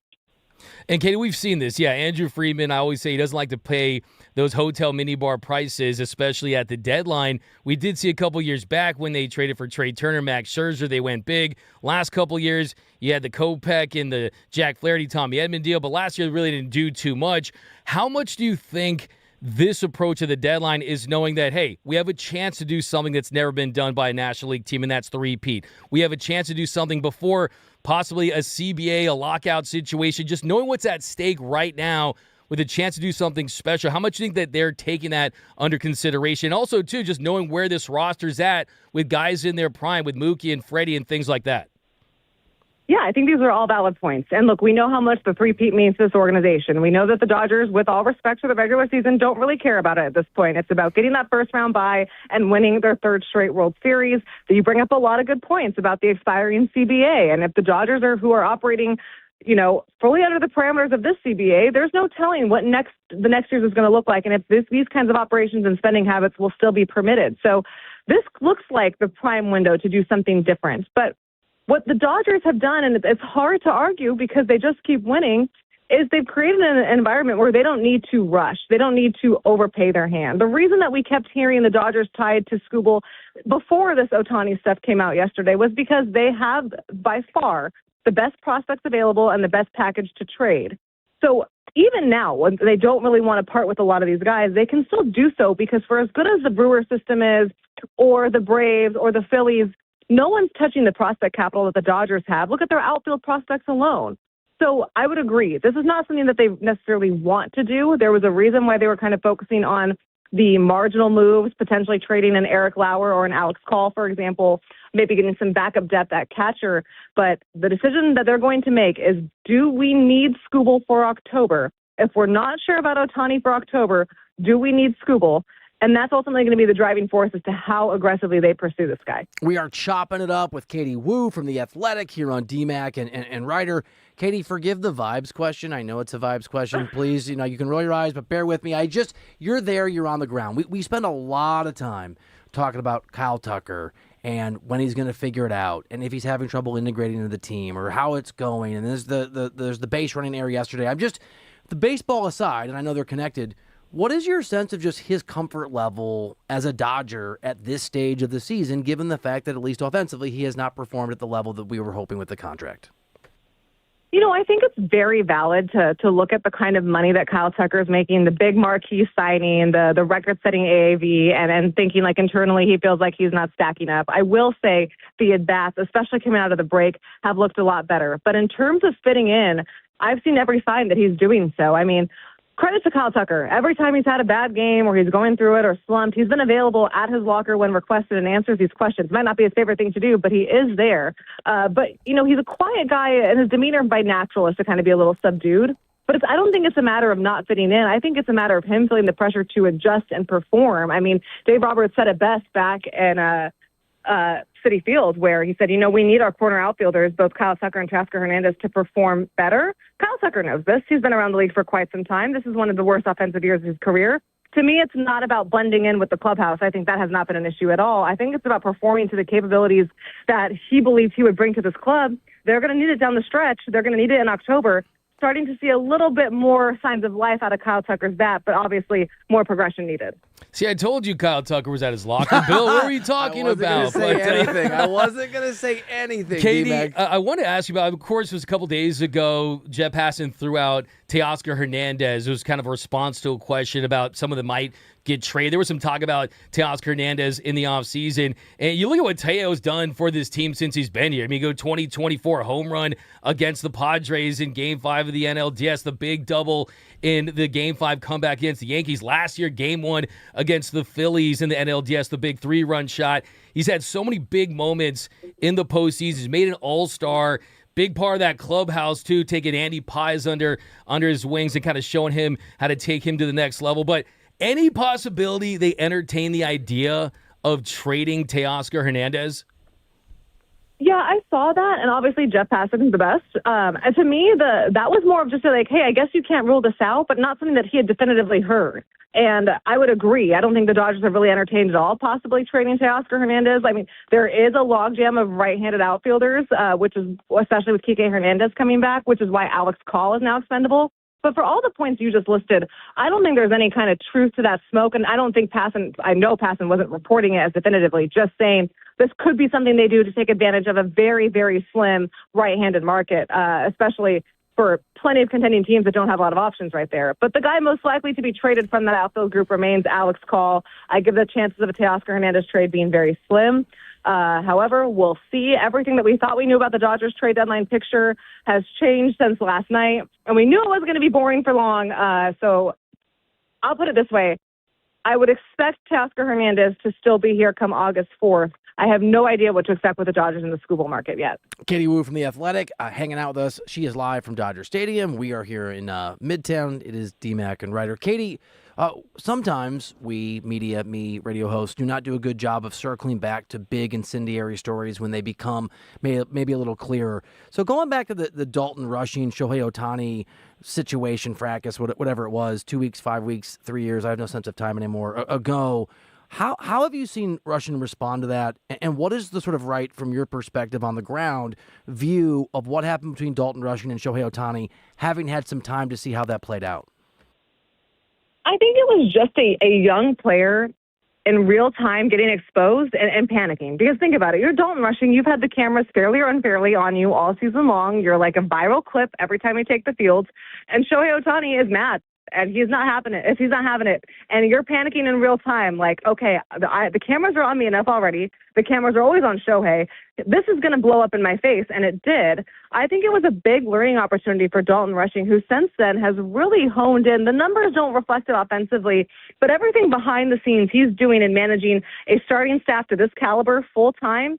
And it's part of the reason why the Dodgers are a little bit more relaxed on looking for catching depth and why they're looking for more of a backup to the backup position, kind of like a Ben Warfelt kind of role, is because they like what they've seen from Dalton. They like that he's taking these opportunities and continues to learn from them. He's earned this opportunity, and it's quite honestly probably the only time that the Dodgers are going to be able to afford him this long of a stretch behind the plate, because once Will Smith comes back, and they do believe Will Smith is going to come back, Dalton goes back to the backup role. So I think for Dalton, it was a wake-up call as in, okay, I can't act like this. I got to get it together. I got to make sure that I'm prepared and I'm open-minded. And he has been. You see all the veterans from Miggy Rowe to Freddie Freeman defending Dalton over the last 3 weeks or so. He's just kind of been a guy. And that's exactly what you're wanting to be when you're Dalton Rushing. Someone who blends in, contributes at the bottom of the order when needed, but most importantly, handles this veteran pitching staff. He's done a nice job with that so far. The front office agrees. And when it comes to Shohei Ohtani, Katie, Bill makes fun of me a lot. He tells me I'm a helicopter parent. Well, he says that I want to wrap him in bubble wrap. That's real. Because I'm concerned about some of the injuries. Now, he did throw that 31-pitch bullpen session in Philly, but had the one pushed back in New York. Am I overreacting to just the handling of Shohei as far as playing him, even though he's not at 100%? He hit well yesterday. He's in the lineup tonight. Is this something that shouldn't require a high level of concern, or do you think that maybe the Dodgers internally are kicking around the idea of placing him on the IL?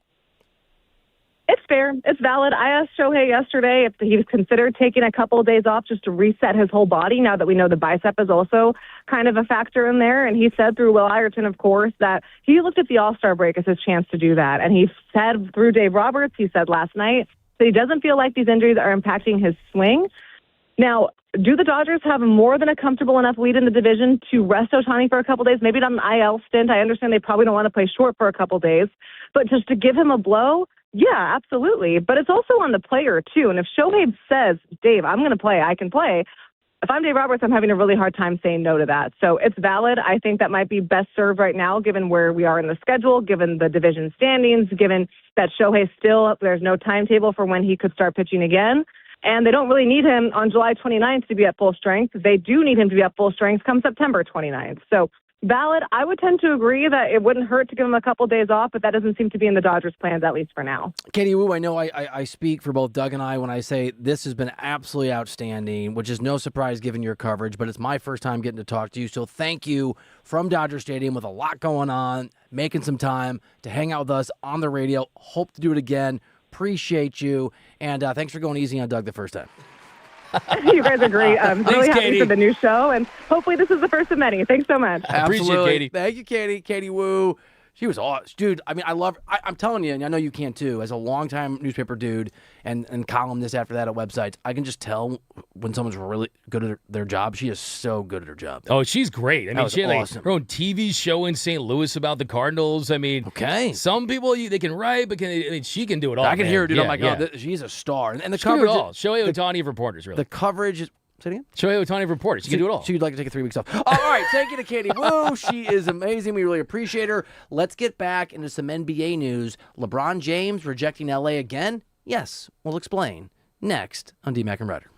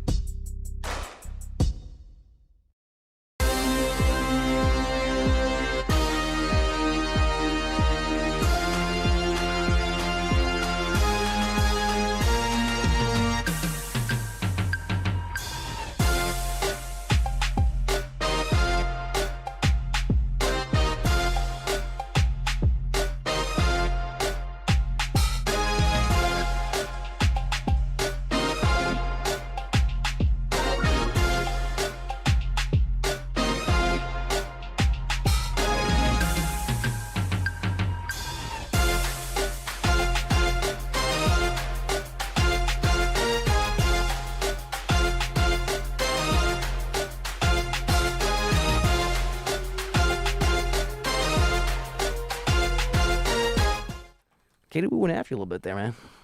She went after you a little bit on I Kyle know. Tucker. I liked it. I like it. I liked it. Call me out. See, Yo. Katie Woo gets it. You don't have to take everything personally when you disagree, right? It doesn't have to be a crisis of conscience. You know what I'm saying? Getting loose. It's not an attack on your soul, man. Hey, the key is, look, man, can't run from it. Can't run from it. Dude, you're as someone said to me earlier today, you're a real one. I know it. D-Mac and Reiter presented by DTLA Law Group on the new 97.1 The Fan, the voice of LA sports. Accident or injury, visit calldowntown.com. That's calldowntown.com. You can also text injury help to 40222. Let's do hardwood headlines. Ball don't lie. Time for hardwood headlines with D-Mac and Reiter. What up, Bursch? All right. Hey, I love you, but you ain't no Katie Woo. That's she fair. was really good, man. She was You never excellent. know on a radio. I mean, you know, but I've never heard Katie on the radio, so. Yeah, no, she brings it, dude. Sorry, Bursch. No, it's okay. Apologies. Hey, we're going to lead off with an update here on the NBA's investigation into the Clippers and Kawhi Leonard. Baxter Holmes of ESPN reports the NBA investigation into whether the Clippers circumvented the salary cap to pay Kawhi Leonard could drag into 2027 if the parties don't agree on the findings or any proposed settlement that involves punishing the team. I mean, what a hot freaking mess. What an absolute disaster. And the thing is, I don't feel bad for Kawhi. There's allegations. I don't feel bad for the Clippers. I do feel bad for the Raptors, man. Like, they've made a plan around this. I mean, it's already been ridiculous, but it's getting more ridiculous. I mean, you're just going to have to just find a way to get some resolution here. But, yeah, I mean, if you look at the details of this, I mean, the league ignored evidence that implicated the Clippers. I mean, like, things like that. I mean, they're going to have to figure out something because this is a PR nightmare, and you just can't get on with the season. I mean, honestly, dude, if they don't get it done, Toronto will arbor some ill will. Tree Fitty. Yep. Tree Fitty. Man. That's funny. It is a crazy story, though. I mean, do you think that is this just Adam Silver in kind of protect the NBA's brand mode at 24/7? Yeah, I think there's probably so much legalese. I think there's probably the investigation, and then there's the politics behind the scenes. There's the legalese. There's I mean, it's, who knows? If the investigation finds wrongdoing, that is a very serious issue with one of the most powerful owners in the game. And so I just think it's for Adam Silver, it's almost investigating your boss. Good luck with that. Yeah, those billable hours got to be crazy at this point. Oh, man. I'm glad I'm not a lawyer, but, man, bank some money. For real. Wouldn't be a lawyer be terrible? No offense to the lawyers out there. Yeah, I got a lot of lawyer friends. They don't love their jobs. Me too. Because I don't work with Doug McCain. I mean, there's a Doug McCain law out there, you know? Whatever. Could be better. All right, well, we go from one DMAC to another. Dave McMenamin No, reported today. Yo, I like it. I like it. There's only one DMAC. That's true. DMAC number The one bubble to just DMAC burst number two. on that. No, I like it. That's good. Burst. There we go. Wow, Bursch. Hey, I'm just driving here. Dave McMenamin reported today. That makes you a third DMAC. He reports today Luka Doncic is hosting the entire Los Angeles Lakers roster in Slovenia for a 4-day minicamp in August. The itinerary will include workouts, golf, and some tourism in the capital of Slovenia. And Can you say it? I think it's Ljubljana. Of course. I don't think you pronounce the J's. I think it's Ljubljana. It's not Ljubljana. I believe it's Look Ljubljana. at him drive right at me.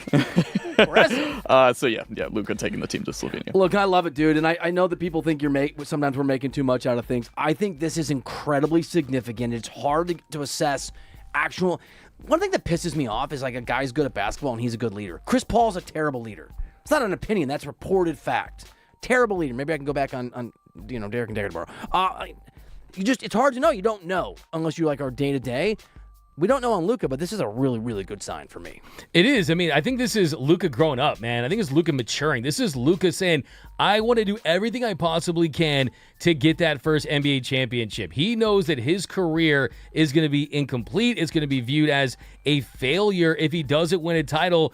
These are the bonding moments, the experiences, the chemistry, and I think just the vibes check, too, off the charts now for this Lakers team, man. It's going to be a lot of fun. Vibes matter. Yeah. Think about it. This. Last year, the vibes were, dude, LeBron James has his son in the locker, right? That can't be a lot of fun. And then now it's like, road trip, we're going on the plane, we're going to Slovenia, we're going to Bonn, we're going to have some fun, we're going to learn more about each other. Okay, I wasn't in the Lakers locker room a lot the last couple years because I was doing TV, but I was in there enough that there were times, small sample size, maybe I always caught the wrong day, where the vibes were not awesome. I'm with you, bro. Well, Dave McMenamin also detailed LeBron James' decision process today and reported that the Clippers offered LeBron a one-year deal north of $20 million.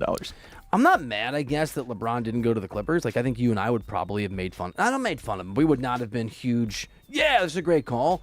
But he's rejected LA twice, right? He rejected the Lakers at whatever sort of level that he was willing to take money-wise, and he took the minimum in Philly, and now he's rejecting the Clippers. So I don't know if you've heard about this, but there was kind of a LeBron doesn't love LA thing that got kind of controversial.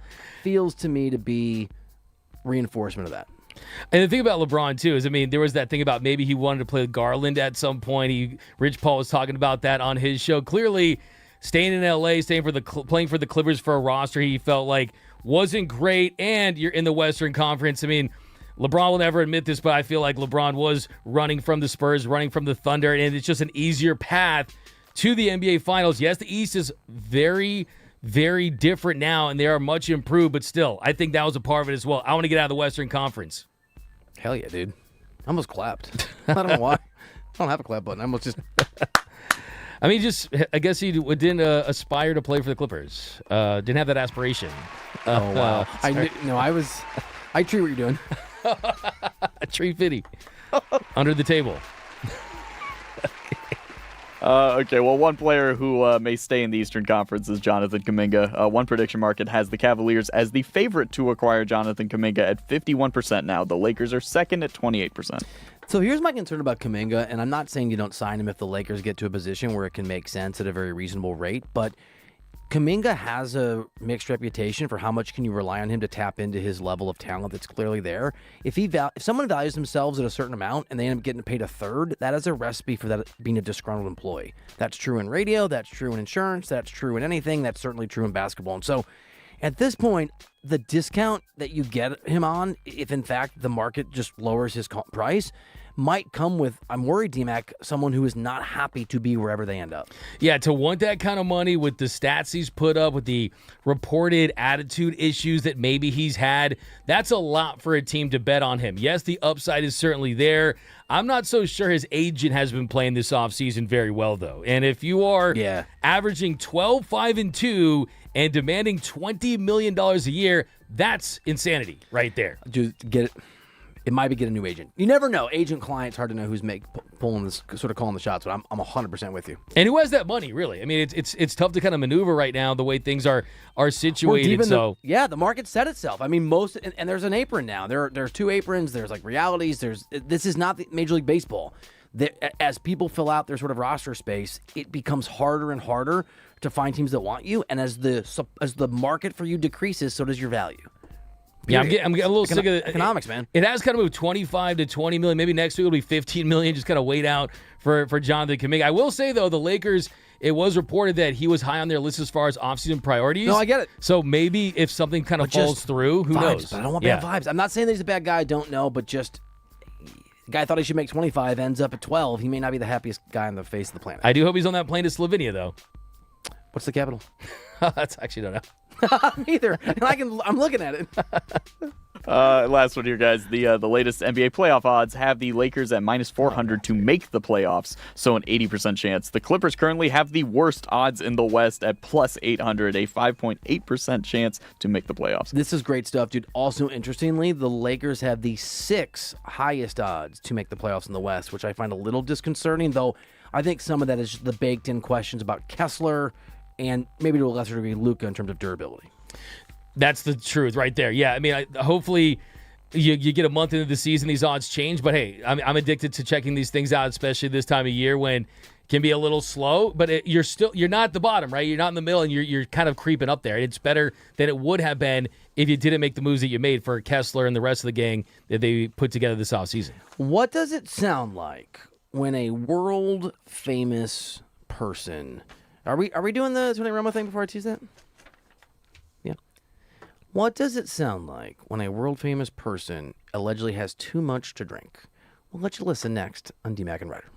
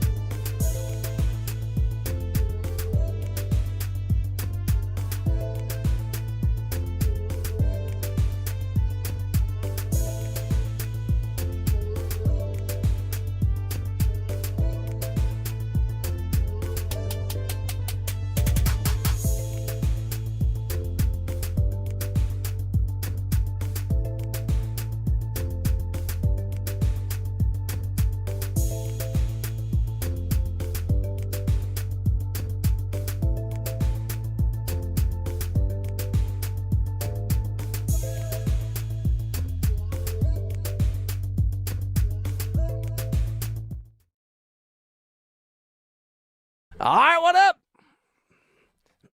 He's Doug McCain. He's great at this job. I'm Bill Reiter. To be determined based on the way I just screwed up the T's last segment. It is D-Mac and Reiter. Presented by DTLA Law Group on the new 97.1 The Fan, the voice of LA Sports. Accident or injury. Text injury help to 40222. That's injury help to 40222. Do you know what I find to be weak? Like weak. Are you cool with non sequiturs connected to nothing, just random thoughts in my brain? Yeah. Burner accounts. Grow a pair. I'm not saying KD. I'm just saying. Stand on business. Stand on your name. 10 toes down. All of them. Or even 8 of them. I'll live with 8. All right. So I told you there was a Tony Romo allegation DUI clip coming. I told the truth. It's coming in 40 minutes. I apologize. I screwed up the time. I was so excited about it that I teased it a little early. But we are going to talk some football with you. We are going to be here at the new 97.1 The Fan, the voice of LA Sports. Your home for accurate, honest, unfiltered, reported, insightful Rams, Chargers, Raiders, and of course Dodgers, Lakers content. In fact, my partner to my right, is this all? I always get worried I'm breaking news. It's all Paul. You're Rams guru guy. Yeah. There's so much Rams content that D-Mac's going to be giving you starting very, very soon. We got you covered, of course, on this show as well. So the Sean McVay D-Mac connection is already there. It's already real, but it's going to be even deeper. Which I tell you that Sean McVay was talking at camp and gave his latest on the one and only Aaron Donald. I have had conversations with him. And what? That's it. No, there's no. Here's what I'll tell you. You know, we've kept in contact. He's feeling good. His training is going really well, but no new news on the front of like any imminent decision on whether he's going to play or not. And is he using the Rams facility for some of that training, or is he doing that solely? He's got places that he can train at. Is the Rams facility one of them? I'm not sure. You're not sure if he's. I'm not sure. I mean, he's out here with us. There's nobody at the Rams facility right now, so maybe TMZ knows the answer to that. Dude, McVay's funny. He is. He is. I like that. I like that vibe. I like that energy. And he also does not have a great poker face. He probably has the worst poker face. Because I remember seeing this video, and it had me smiling from ear to ear the way he was answering those questions, and you could sense a level of optimism, giddiness. He's coming back, dude. Hey, Gary, don't worry about we're 80s practicing, and we've got a field here, Gary. And look, I mean, here's the thing. So, I think with Sean McVay, it's cool to hear from Sean McVay talk about Aaron Donald, because you know what no one's really talking about when it comes to the return of Aaron Donald is how important it is to have a head coach that is set in stone, that's secured like he is, right? I mean, you have the best coach, in my opinion, or at least one of the very best coaches that has the most job security in the league. So that's not a question that Aaron Donald has anymore. Who am I coming back to play for? Not only am I coming back for the organization that I've spent my entire career with, that I've won a Super Bowl with, that I've been one of the best players ever with, I got my guy still there, Sean McVay. Can I ask you a question? Yo. No wrong answer question. This is a Doug question. I'm Bill. On the list of people you'd be comfortable imitating to their face, where does Sean McVay rank? Because it's not unkind and it's so good. You know what? You know what I'm saying? If I was on a show with him, maybe I'd do it. Like if he came on the show. Hey, Gary, so Matty Stafford, he's in the pocket here. He looks good at this. He's the reigning MVP. Matty Stafford, and I got Devontae Adams. This is the Rams. So I might do it. I'm willing to. I don't know if I can piss off the most important coach in professional sports, though. I mean, I don't think. Here's the thing. I think he would. There are some people whose imitations that you do. I could get in on it, though. I think he'd laugh. You know, here's the thing about Sean McVay. Yeah. I've seen the way he treats people when the camera's down and stuff. Like, I'm an extremely intense guy, absolutely intense. But he's really awesome. I've heard him like ask reporters about, hey, like, how's your kids? How's your life? What'd you do this? Like things like that. It comes across in that clip, dude. He's really likable. Absolutely, 10 out of 10 likability. I mean, he's a guy I think that behind closed doors when it comes to decision making with the Rams and things like that, he's so intense and he's cutthroat for sure. But I also think that, hey, he's had a couple kids now, right? He's kind of growing up, and let's not forget, this is a dude that late 30s, still extremely young. He's still he's so figuring young, this dude. thing out. So he's kind of mellowed out, but yeah, he's everything that you could ever want in a head coach. I mean, he's number one on my list as far as like the power rankings of head coaches and just important LA figures. It's like basically McVay. Ahead of Dave Roberts. Ahead of Dave Roberts for me, yeah. Wow. Yeah, and I love Dave Roberts. I love Dave Roberts. Can I quote you to you? Yeah. As you would say, you said that quickly, unflinchingly, that's not you, but this is 10 toes down. Those toes were down, bro. Those toes were down because in the soil. Because a football coach is, you run their offense, right? It's not like a baseball team runs a manager's offense or their style of pitching, right? I mean, schematically, a football coach has such an impact. Just look at the prices they get. I mean, look at the contracts they sign, right? I mean, it's a great call. 10, 20 million versus 7, 8 million, which Dave gets. I mean, look, that's a lot of money. Trust me, it's a lot of money. But money. That's that Bill Reiter money, especially after today. But yeah, you get paid for being a great NFL head coach. And Los Angeles, we're so lucky, and the Rams are so lucky to have a head coach that I think is as re-energized and has as much fuel as he's ever had to go out there and win another Super Bowl because of the heartbreak last couple of seasons, the roster that he has. I mean, we're talking about a guy that you can legitimately say best coach of all time is possible for him. Okay, so that's a wow. So I didn't go best of all time, but I went Stafford wins one more ring, and I think there's an argument that he's top 5. I think you start, Stafford gets one more. I think you start to get into a conversation about, I know you don't agree, higher than Rodgers, kind of Drew Brees territory for me. And the McVay thing I hadn't thought of. It's a very similar line of thinking. He's lost a Super Bowl. He's won a Super Bowl. I'm just doing like I think he's got to win 2 more to get it, because it's still Belichick, right? You're not taking the label away, or at least the top 2 or 3 ranking, even though at UNC it is a checks notes dumpster fire. Well, yeah. I mean, here's the thing about Belichick. I mean, I thought it was ridiculous they didn't get in his first try in the Hall of Fame. That is so petty. That was small. Terrible. That was ridiculous on every single angle. I want to Belichick those people's senses. I mean, he has 6 Super Bowls as a head man. And Belichick, right? Okay, so Belichick, Walsh, Andy Reid, Walsh, Lombardi. Lombardi, definitely in that thing for legacy. But the reason why you include, we're forgetting somebody. Where would you put Jimmy?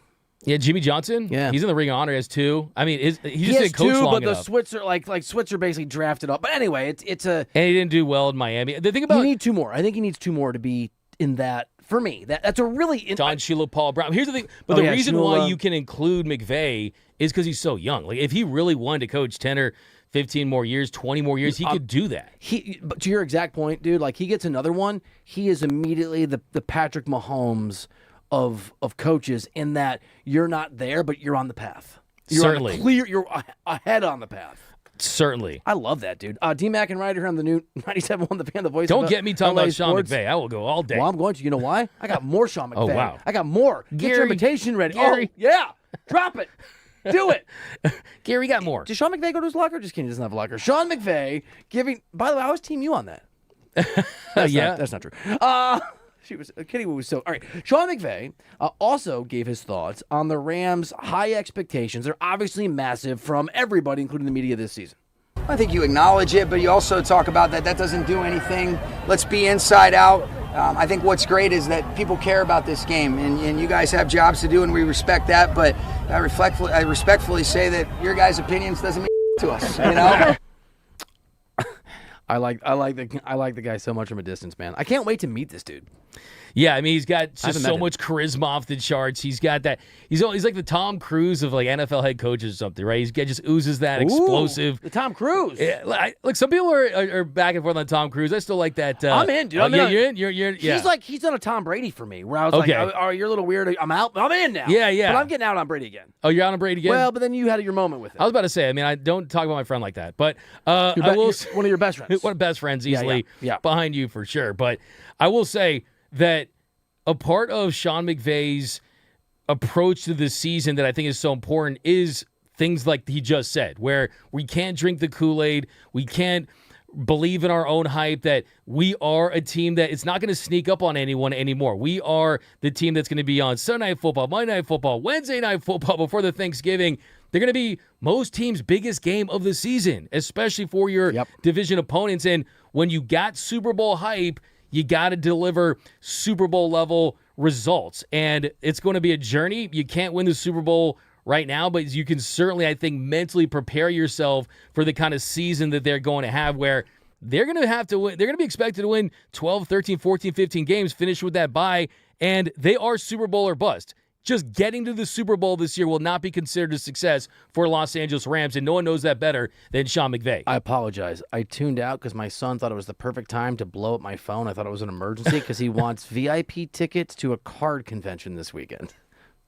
No, wow. You can have normal tickets to a card convention. Baseball cards. Yeah, it's baseball and Pokemon cards. Wow. He went and sold some Pokemon card. I'm not a lot of money, but $100 is a lot of money to a 14-year-old.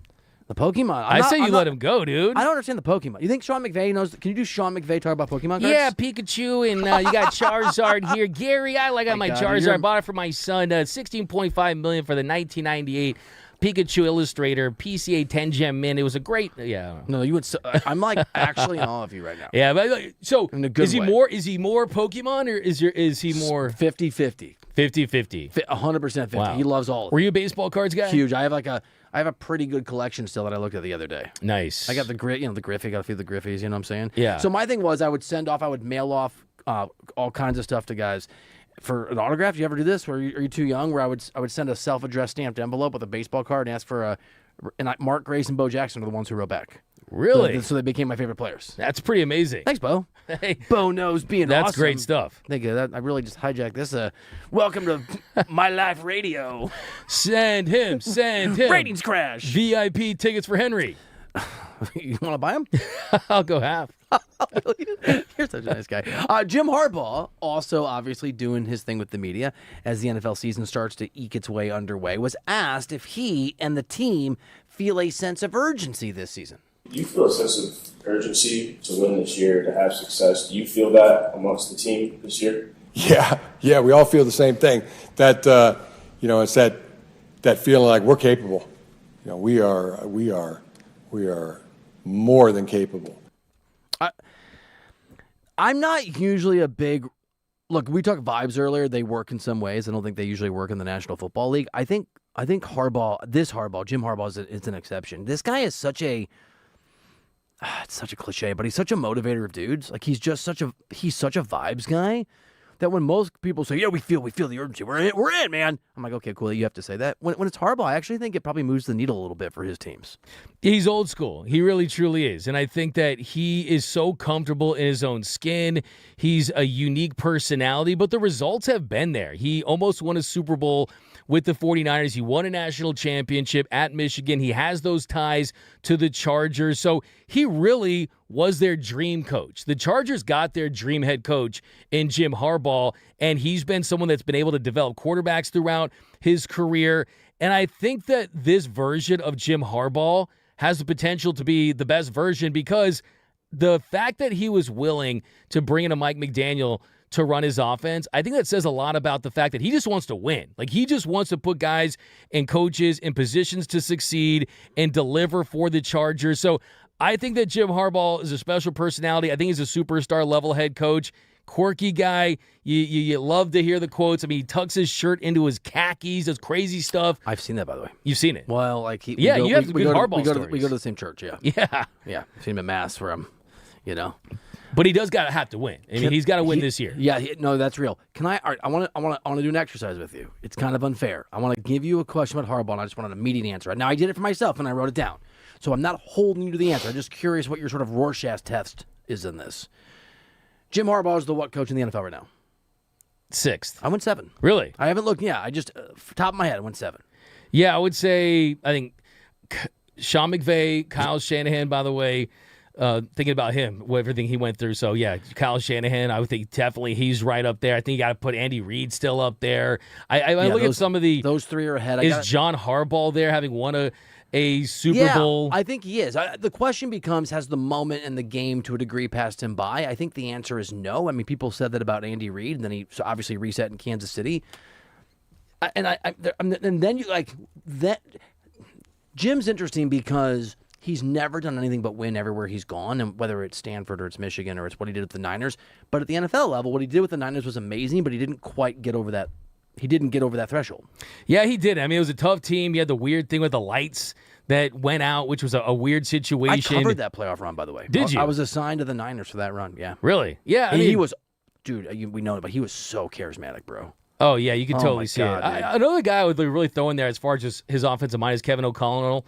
Kevin O'Connell, the head coach of the Vikings, he has the ties with Sean McVay, I think too. Ben Johnson's an inch. I don't know the answer on Johnson, but I think that's an inch. Like, if you try to like evaluate where these guys would be. If I really could bet on the guy that I think has the highest upside, he's someone I think would certainly be on that list because he's an offensive guru. Yeah, it's real. To do that with the Bears, I'm not a big Caleb Williams guy. And we're getting off track here, but I'm just not. I'm not a huge believer in it. Not yet. I'm not sold. Are you sold? We haven't had this conversation. On Caleb. I'm 60-40 on him. I think he's got a lot 40-60. A lot of physicality in town. But there's a guy that you disrespect that I don't like, and that is Sean Payton. For some reason, you don't have any love for Sean Payton. I think you don't like. This is where the nuance goes away. And again, I don't need to go on the morning show tomorrow, but like, I don't. I will. I think it's entirely possible that Sean Payton was largely at the level we look at him. I'm not saying he sucks. The level we look at him, he was a creation of Drew Brees. I think Brees is grossly underrated. But also I'm open to being proven wrong. That is my sort of, it's not even my theory, it's my general sort of question and borderline belief. So you're right. I'm not as convinced is the right word of Payton as I am some other coaches that are out there. He wins. He's a team builder. So I mean, he won in New Orleans with Drew Brees. And the thing is, like last year, he was about to, like everyone, you're going to be wrong, Reiter. Maybe, but I also thought they were going to lose immediately in the playoffs when they had their first game. But you can't make an evaluation because he lost his quarterback. So to me, that jury is still out. Are you like where would you put Sean Payton on the list? Knee jerk. I would put him probably right ahead 31. of. Now I probably put right ahead of Harbaugh, really, because he's won a. Would you really? He's won a Super Bowl. And he's brought that Broncos team to relevance from a down to the studs rebuild. Sean McVay retires tomorrow. Let's just say Sean McVay retires tomorrow. You can hire Harbaugh or you can hire Payton. I'm taking Harbaugh. I'm taking Payton. 10 out of 10. I'm taking Payton for sure. Oh man, you're gonna be paying the price. Yeah, I'm taking the guy who was paying the price to win a Super Bowl and almost get to another one.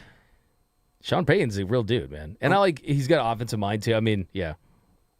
Remember our first fight? Yeah. Aaron Rodgers. Okay, your guy, the guy that won over Plaschke, the guy, speaking of like vibes magic, I was listening to one of the show. I don't know if it was Cody Decker, Buddy Cody, or my buddy Brock, but somebody was like into Bob Chesney. He was like sort of talking yesterday or today about the exact same thing we discussed, right? Just, man, this could work. I think it might have been Brock. And anyway, Bob Chesney, at Big Ten Media Days, those are going on today, and gave his impressions of your best friend, their quarterback, Nico.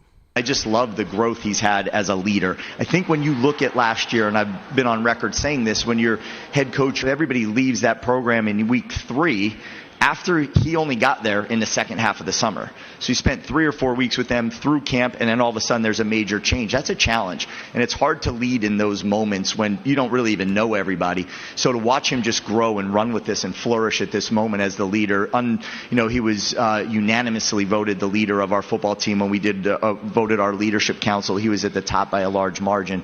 And that just speaks to the way he carries himself on a day-to-day basis. And we're going to need him to be really, really good on Saturdays as well. I try to pride myself on having a very sort of reasonable, unbiased, right, sort of journalism view. It doesn't mean I'm right, but I'm just in, man. I'm in.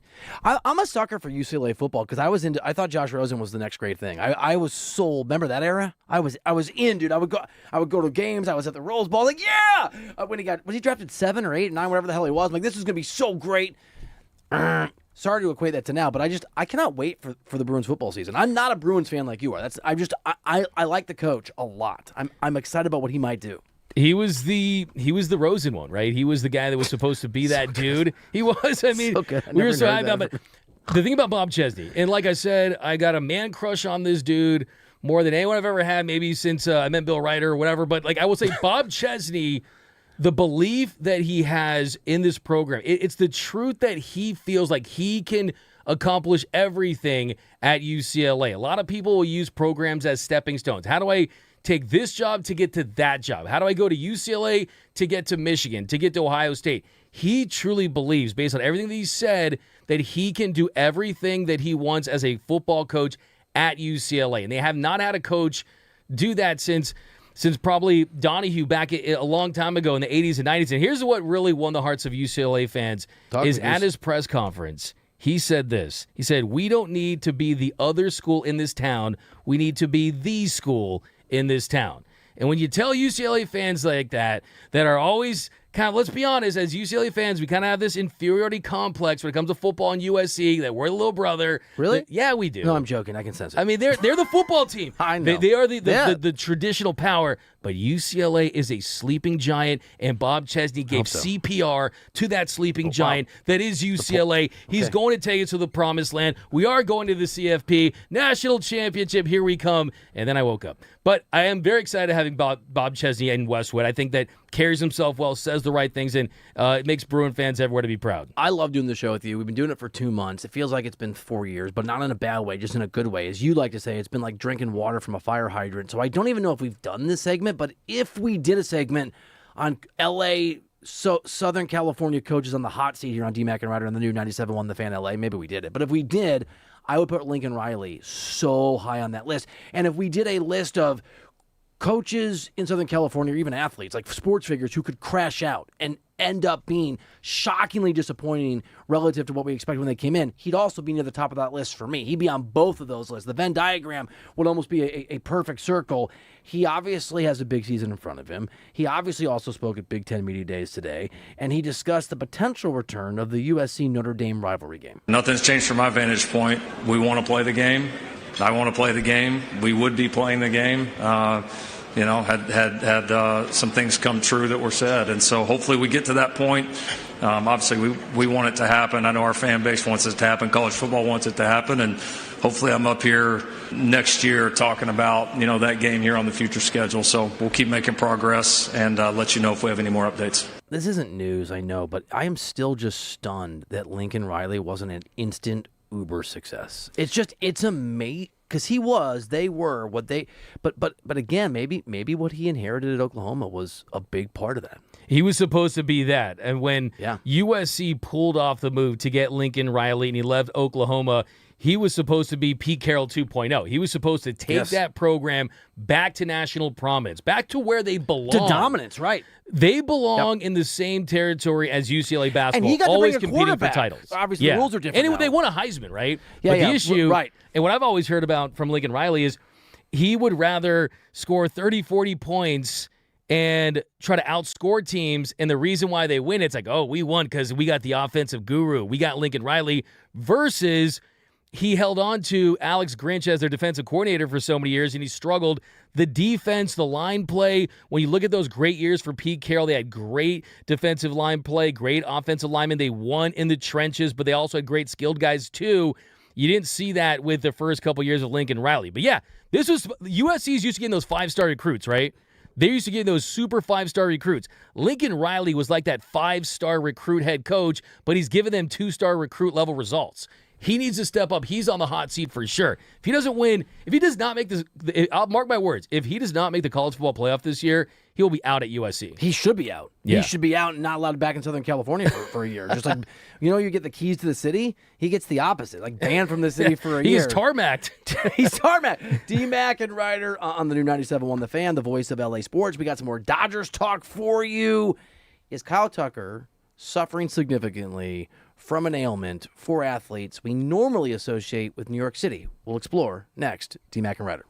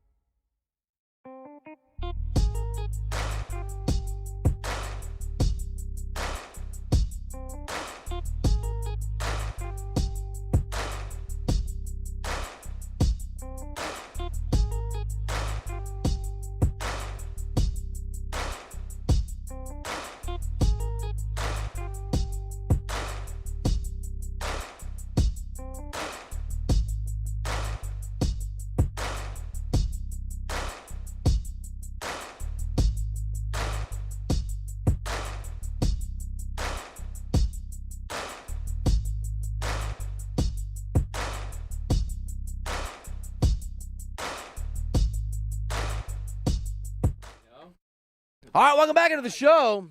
D-Mac, we're just having like 8 conversations at once. He's Doug McCain. I'm Bill Reiter. This is D-Mac and Reiter, presented by DTLA Law Group on the new 97.1 The Fan, the voice of LA Sports. Accident or injury, text injury help to 40222. That is injury help to 40222. By the way, remember, please, suggestion. We love and appreciate that you let us hang out with you and come into your car, your work, your laptop, your phone, however you're listening. If you're on the chat, and what is it, 4:30, and you're getting to the point where you're going to be commuting home, just remember, we're also on the FM 97.1, the only sports talk radio station on the FM dial here in Southern California. And, of course, the reverse is true. If you're usually listening on the radio, thank you. But if you get to the office and it's an easier, better way, we're also on YouTube at The Fan LA, at The Fan LA. Was it on or off the air that I can't remember, but it's been a day, where you said you might pay for half of Henry's VIP collectibles? That was on the air. And then I found out it was... I think it's a lot, dude. It was kind of a big... I don't want to give the exact amount, but that's a very hot ticket. All right, let's go to Santa Ana. We got a caller. It's Daniel. He's hanging out. Thank you for listening. We appreciate you, my friend. You're on D-Mac and Reiter. Guys, thanks again for having me on the air. It's been quite a day for you, Bill. You're going to need a couple of drinks after having that heated discussion. Oh, my God. And then that phony, the great or the pathetic, he tried to torch you on the call right after that. And what do you know? He avoids the chat the entire day. So I'm calling him out right now. I want to debate against him, and I'm going to drag him through the ground. That guy's a total chicken. Also, now to Dodger talk. The Dodgers, there's a lot of trades that they could make. They could obviously do the type of trade they did last year when they traded away Dustin May and got James Tibbs in return. They can do the same by trading Lauer and Call and get minor leaguers and start stocking up for the future. And then something that probably hasn't been brought up today, how about looking into calling Miami, trade for Liam Hicks, who's a catcher, first baseman, and for Sandy Alcantara. Trade him. You know, if Tarek Skubal's not available, why not Alcantara? And also catchers that could also be available, according to Katie Woo, reference to Jeffrey Osborne, Pedro Pajes, and Ivan Herrera, both possible catchers. I like them as options for the Dodgers. And also Katie Wu also mentioned Clay Holmes this morning in her article on The Athletic. So the Dodgers were supposedly scouting him.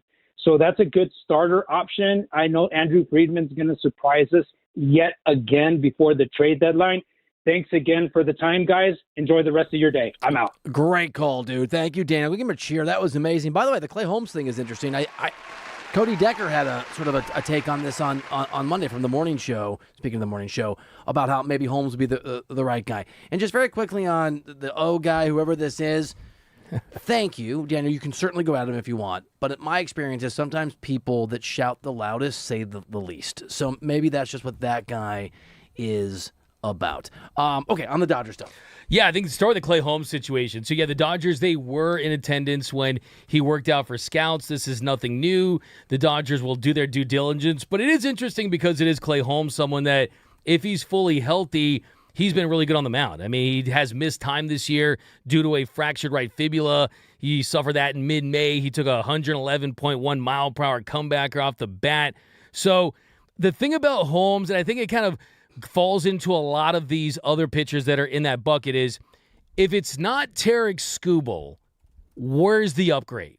If it's not Tarek Skubal, are there pitchers out there that you would trust to make big postseason starts that are better than the guys that you are going to have coming back? Because Tyler Glasnow is face hitters. He is on the mend. He is on the upward trajectory. The same thing goes with Blake Snell, who's further along that you're going to see. He's a Cy Young Award-winning pitcher, a multi-time Cy Young Award-winning pitcher. And you got Yamamoto and you got Shohei Ohtani. So I think the Clay Holmes piece of this is interesting because, of course... Do you like it? I don't like it just in the sense, I don't think it's a massive upgrade. And I just don't... Oh, you don't? Got it. I don't think there's anyone out there that, barring injury, like let's say, for example... they internally fear that Shohei Ohtani is not going to be on the mound at any point this season and that you want to fill a fourth pitcher in there, then maybe Clay Holmes makes some sense. He's been in the bullpen too, right? Like he's been a bullpen guy? He's a guy that you could shift to the bullpen. He is interchangeable. But here's the thing, though.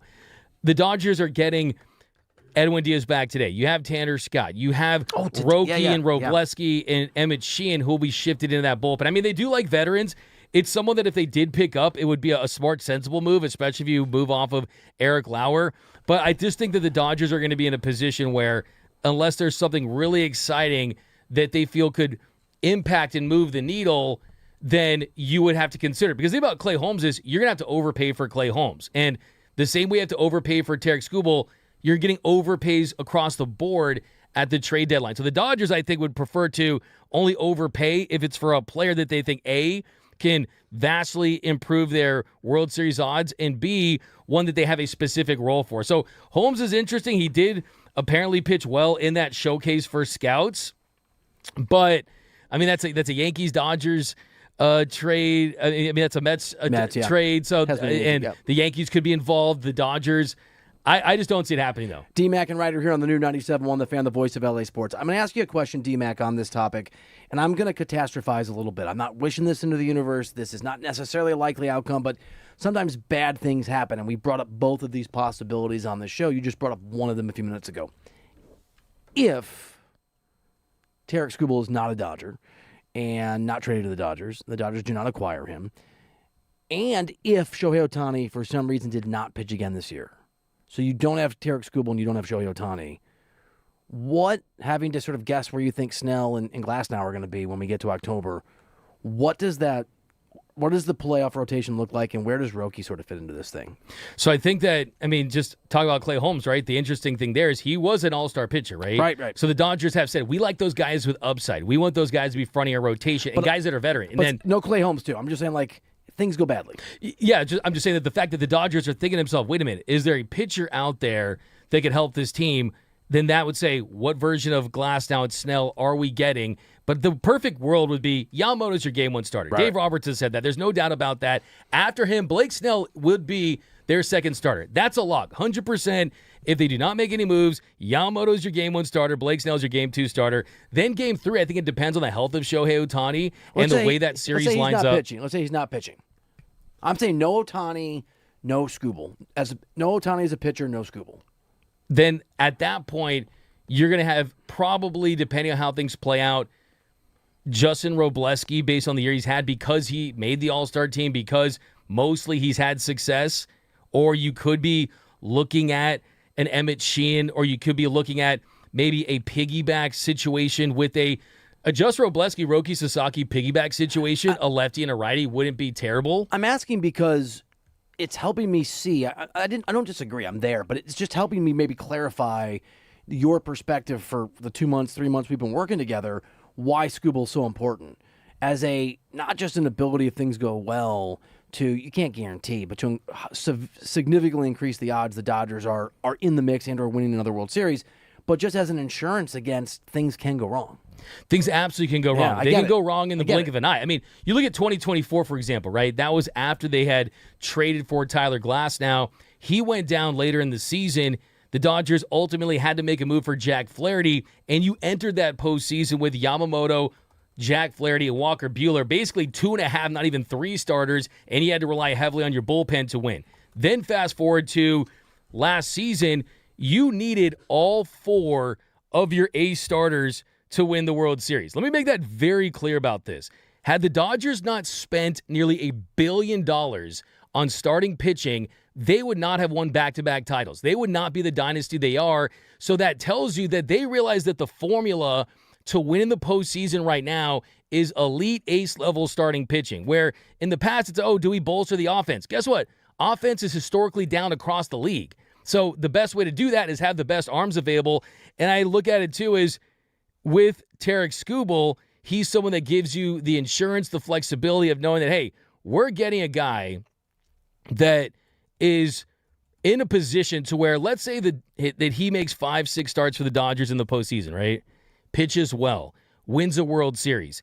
He's setting himself up for a $400 million payday.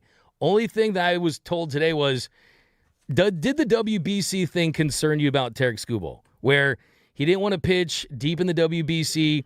Would there be a little bit of that for the Dodgers, saying that, hey, I don't want to just absolutely empty the tank for the Dodgers in the postseason because what that could mean to me physically before I sign my deal?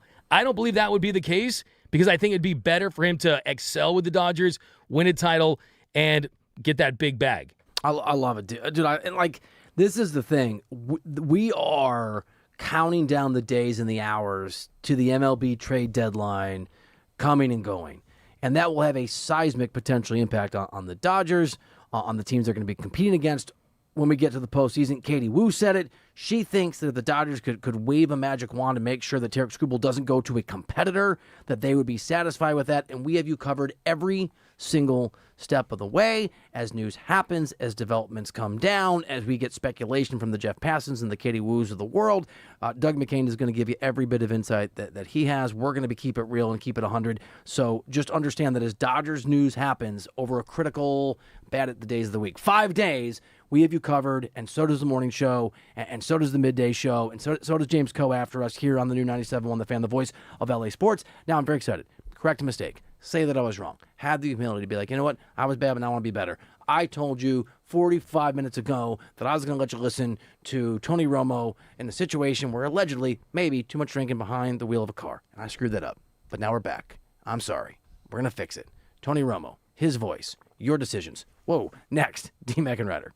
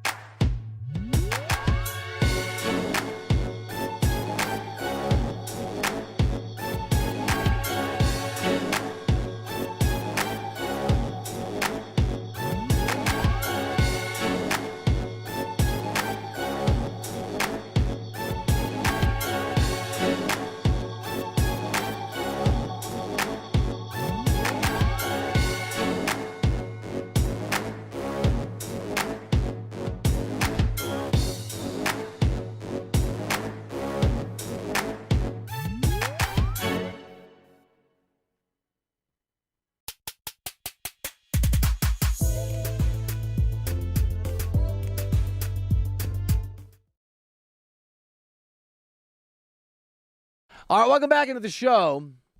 It's D-Mac and Reiter, presented by DTLA Law Group on the new 97.1 The Fan, the voice of LA sports. Accident or injury, text injury help to 40222. That's injury help to 40222. It is time for the NFL report.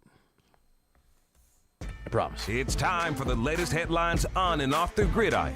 It's D-Mac and Reiter's NFL report. He's back. Ryan Bersinger, bursting at the seams to give us the info. That's right. Okay, it has been teased, and the audience is heavily awaiting this. We have... That's funny, bro. Tony Romo was arrested over the weekend for DUI. And yesterday, some of the body cam footage came out of his field sobriety test. So here is a little bit of how that went for Tony. And when my partner brought the backpack that you wanted, we basically do not an inventory, but I make sure that there's no guns in there. Yeah. Exactly. So you guys checked and there were a few shooters in there that I observed. Yeah. Any of them drink? Okay. I don't think any of them were drink, right? Okay. Any head injuries recently? Any concussions? Well, over the years, yes, but not recently. No, we're good. Okay. Did I pass this test? You turn around. No, I didn't. Huh? Okay.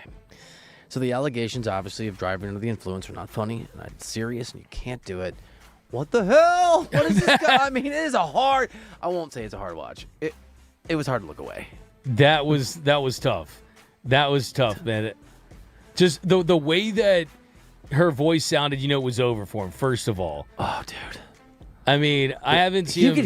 You could hear him basically acknowledge what you're saying, like, oh, right. I was just so... I mean... I paled it, didn't I? I haven't seen him fail a test that bad since he was asked to hold a football for an extra point against the Seahawks in the playoffs his first year. If you remember that, just absolutely botched it. And I think, too, if you're Tony Romo, you get paid millions of dollars to announce games. Get a driver. Dude, get an Uber, man. Get a driver. Dangerous people. The thing about Romo that really struck me is that it's hard to listen to a grown man on a microphone, in this case, like a camera microphone, know that he's lost. Yeah, he was. Allegedly. He definitely was. You could tell right away. I mean, and this happens in Wisconsin, and if it was in Dallas, it makes you wonder what would have been the case, right? Would they have let him off with a selfie and autograph or something? But, hey, give them credit. They went through the process, and now Tony Romo is going to have to kind of shape this as far as his reputation goes. I also think, and I've been saying this since the time he was on, so he's terrible. I think he's terrible on the air. You're not a big fan? I think he is awful. Yeah, I'm not the biggest Romo guy. You predicted 11 things. Congratulations, Nostradamus. Like, why don't you actually watch the games, do the work? Yeah, I know. The whole thing about, okay, wow, breaking news, a quarterback, a former NFL player, can predict what is about to be the play called. Yeah. Do you want to hear something funny from the chat at the fan LA that's not necessarily appropriate? From Danny Boy 05? I'd rather ride shotgun with Tiger Woods than driving with Tony Romo. Ouch. By the way, going back to the start of this, Bursch, I like Bursch as low key funny. Bursch is like a low key, like you got a very weird funny vibe that I dig, man. I love the Bursch humor. The Bursch vibe is good. Yeah, he's got it, baby. No, I saw something really good. You passed the test, Bursch. Tony Romo says he didn't. Yeah, that was it. There's so many good memes. The one that was like the cops like, "Sir, are you drunk?" And it's Tony Romo. I don't know, Jim. I know it's so. Or the other one was like, "Tony, keys to the game." Romo, I'm not legally allowed to have those right now, Jim. Oh my Can't have those keys. Allegedly. Allegedly. Tony Rono. A-L-L. Tony Rono. Oh no, Tony Romo. Well, you said his name though. Pun doesn't work if you pronounce it properly. Sorry.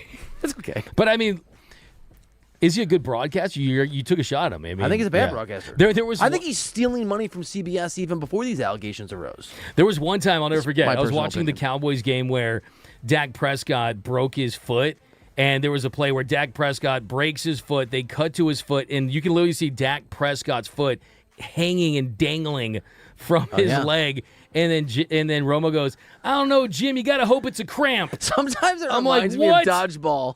I don't know if he's gonna be able to see very well, Cotton.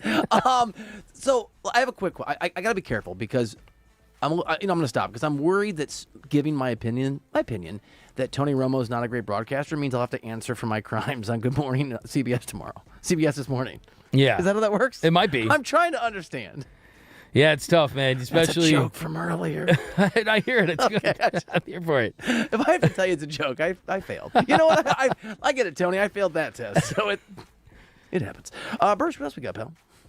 Well, let's get back to training camp. Lindsay Parias of 97.1 The Fan is at Rams camp all week, and earlier today she caught up with Puka Nacua, who gave his thoughts on working with both Ty Simpson and Stetson Bennett. It's been really fun to see Ty. I have the opportunity to be in the quarterback room and to see the questions that he asks and his ability to ask questions, to not be afraid to, hey, if I don't completely understand this, I want to be on the same page as everybody else. And then to go out there and see Stetson get those reps and to play with the confidence I think everybody knows that he has. There's a swagger that he has when he walks out on the football field, and I know in the receiver room you can feel that. I'm like, there's I think swagger, and then there's an aura that number 9 has, and it bleeds into that room. And so it's been exciting to see Steady go out there and play with the confidence to sling it, and then to watch Ty continue to ask the right questions, and then when he gets his reps to go out there and play with confidence. That dude talks faster than I do. Yeah, he was moving it, man.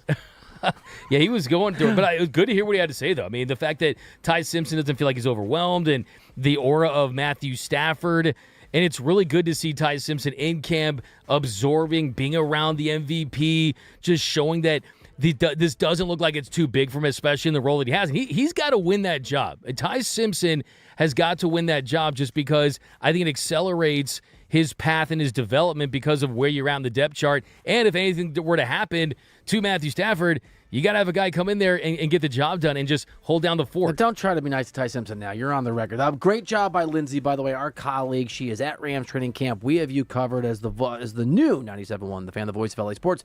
We are everywhere. Bro. Why can't it be nice to Ty Simpson? You know why. Because don't try to walk it back. Hey, don't be a walk it backer. I'm going to try Simpson, okay? Don't get on that burner account and be like, hey, Ty, it's me, Mac D. I love that you got drafted, and I always supported it. No burner accounts for me, baby. All right. Well, let's Jim Harbaugh. So Jim Harbaugh. Bursch makes me laugh even when he talks. Hey, Bursch. Hi, guys. So Jim Harbaugh was on Up and Adams with Kay Adams today, and Kay asked him about Vita Vea, who made it clear that he would like to play in California. He's a tremendous player and really hard to block. And past that, I mean, he's not on our team, so but nothing but respect for him. Pretty cool that he was like, yeah, I'd like to go play for the Chargers. What does that mean to you? That's cool. Yeah, I mean, it's not talking about that right now because that's a hot topic and what a coincidence you're asking me about Vita Vea on, today. So I got no comment on that. I mean, just coaching the guys. You like who you have. They got their deals done. You're excited. Man, that question was Up and Adams, and that was get it. Is there a better name of a show ever than Up and Adams? I'll take D-Mac and Reiter's up there. Okay. Yeah. Meant more of wordplay, but I like your nickname and my last name as well. Yeah, I can think of some really good ones that don't want to mention, but I would say the No, I believe you. I can unleash some. I don't know what you're talking about, but I believe you. But this is really interesting. At this part where we're right at the beginning of training camp, and Vita Vea could change teams, and it could be to a West Coast team. He's someone that moves the needle. Of course, Sean McVay talked about it a couple days ago that they feel pretty good about where they're at, but if it could be for a team like the Chargers or the Raiders or the 49ers, the Raiders, or a team like that, this is a guy that is a major, major impact. I mean, last season, PFF, right there in the top 20. I think he's due for a better year, but still 7th in pressures. So he's big time at his position for sure. Oh, dude, I'm here. I'm 100% with you. Let's go to this one. So Kyle Shanahan was, of course, in a bad car accident a few weeks ago. Adam Schefter was on Unsportsmanlike and explained the lack of reporting on the incident at the time. It's the quietest time of the NFL year. Mm-hmm. And the 49ers did a great job at keeping things quiet. There were other people that knew. Sean McVay talked about the fact that he had a press conference and the 49ers did some interviews with other media outlets where other people knew. It came up in those interviews. So, look, and the other thing is it's a sensitive situation. It's a situation that it's not like a transaction. Sean McVay's a coach in the NFL. His job is to figure out offenses. Adam Schefter's the journalist. This is like this is the stuff that just frustrates the hell out of me. You know, like Cody and D-Fish, obviously, and I were arguing today and having a spirited conversation. And one of them made the point that they're athletes and I'm not. I think it was Cody. And like, okay, like I think that's a silly sort of argument, but it's fine. Schefter's an actual journalist. Like there is no sort of like counter argument. Schefter can't be like, well, like your role is to break news. And so I think it is stunning and inappropriate and anti-journalistic. And I know we get drowned in so much garbage now, it's hard to know the difference. But anybody that won't report the news that they have or try to report it can't be believed in the news they give you. That is so Shams and Schefter are great at propaganda and information. They're not great at journalism, and there's a distinction there for me. And it pisses me off even if it's self-righteous. Yeah, it's been weird. I mean, we went from not knowing anything about this story for weeks to now we have like 20 different versions of it in the last 2 days. I mean, so it's definitely been strange and weird. People knew, dude. Yeah, that's the thing. People did know. So the good thing is he's going to be okay. That's fair. That's the most important part of it. I've been in an accident. I've been in an accident where I broke all of my ribs, my lung collapsed, like jaws alive. And so I am not making. That is a very real. I'm so glad he's okay. That's some scarring stuff, man. Yeah, that's some scary stuff. Absolutely. It really, really is. And so like it's also, by the way, it's not the Niners' job to get this information out. They have every right to ask the people not do their jobs. It is the people who don't do their jobs that I take exception with. But you're right. I'm so glad the dude's okay. Have you been in a car accident? I've been in a couple. Man, the one I was in that stuff's harrowing. Like, not fun. You don't appreciate your health until it starts to be in jeopardy a little bit. So D-Mac and Reiter's your favorite name. I would say absolutely. That's the one. That's number one. Okay, I was going wordplay, but it's still. I got so. Like I said. Remember when I asked you if I should call you D-Mac or Doug, and you're like, whatever you want?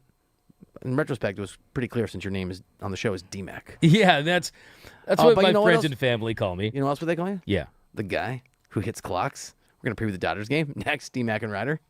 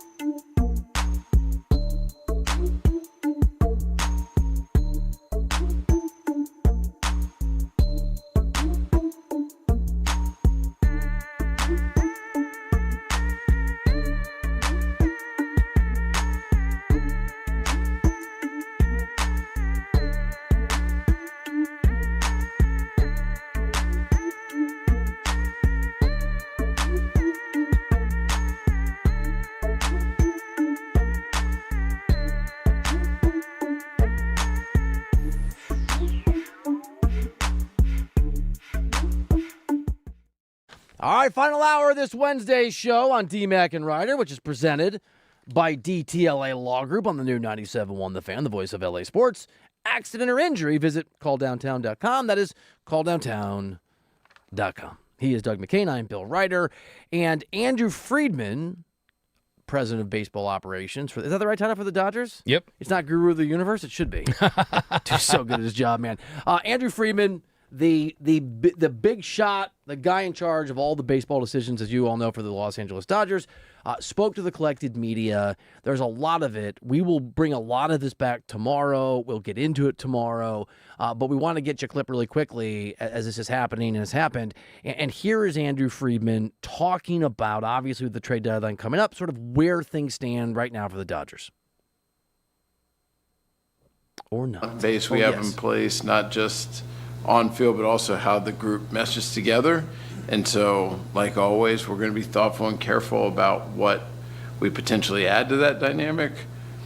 You know, on one hand, we're always of the mind of, trying to do everything we can to put ourselves in the best position to win. Sometimes we're fortunate enough to line up on things, sometimes not. But I think always while being mindful of our group, the dynamic, where we're at, and also at least the last couple of years of trying to make a really concerted effort to be really aggressive in the offseason to avoid having an acute need in July. Because when you have an acute need, it's really challenging because you're paying 150 cents, 200 cents on the dollar. So we try everything we can to avoid that, of having to do something. But when you're able to, be in a position to be a little bit more selective and, opportunistic about what potentially is available, it just puts you in a better position. So as much flexibility as we can have, the better. This really, it reflects what you've told us a lot about him. Obviously, you've been spot on with sort of their philosophy and what Friedman's about as a guy that's covered them with distinction D-Mac for a long time. This is the Andrew Friedman, the Dodgers philosophy you've walked us through. Like, they want to obviously do what they can to win, but they don't want to, 150 to 200 cents on the dollar. It's an interesting needle that they're trying to thread here. It is. And I think that version of Andrew Friedman has really been consistent throughout the years. And what you really heard from him, in my ability to kind of speak fluent Andrew Friedman, as I've covered this team for years, I've basically studied this guy's every move for years, is he's basically saying what we've talked about on the show for a long time. And that is that if there is an opportunity to add impact talent, we're in a position where we don't have, as he said, an acute need. We don't have to say, oh, there's that hole in the lineup because of the injuries, right? They got Kyle Tucker in the offseason. They still feel like he can be that impact bat. Their rotation on paper, all four of their big horses are going to be available. They are getting Edwin Diaz back, but they also know that when certain players become available, those top 5 guys, those top 10 guys, they don't become available very often. And when you have access to those types of players, you got to pounce. He also said the things where he was saying, I think our mindset is there aren't just that many star players in the game. And anytime one is available, we're always going to be able to participate in those conversations. So that is what we talked about. You want to hear it? Yeah. You know what? You ask D-Mac on D-Mac and Reiter, and you, NLA, shall receive. Yeah, I think our mindset is always, and we've talked about this, there just aren't that many star-level players in the game.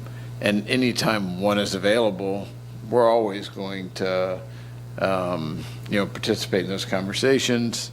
We've shown to be very aggressive in the past. And I think, again, we're able to have those conversations. We've traded a lot of really talented young players. But we're able to be in those conversations because of the incredible work by our scouts and our front office and our player development group that has our farm system in such a strong spot to be able to talk to any team basically about any player. That is Andrew Friedman from just a few moments ago talking to the Dodgers media. This is D-Mac and Reiter on the new 97.1 The Fan, the voice of LA Sports. And this baseball coverage, which you're listening to on the new 97.1 The Fan, the voice of LA Sports, is presented by Xfinity. Score the most reliable Wi-Fi, one price, 5 years, guaranteed. Xfinity, imagine that. By the way, you do it, you win it, you dominate it, you get to sort of like strut around and put your chest out. I like Andrew Friedman saying, yeah, we've traded a lot of really great players, because guess what? We've drafted and developed a lot of great players and identified and brought them in. Exactly, right? We kind of talk about that.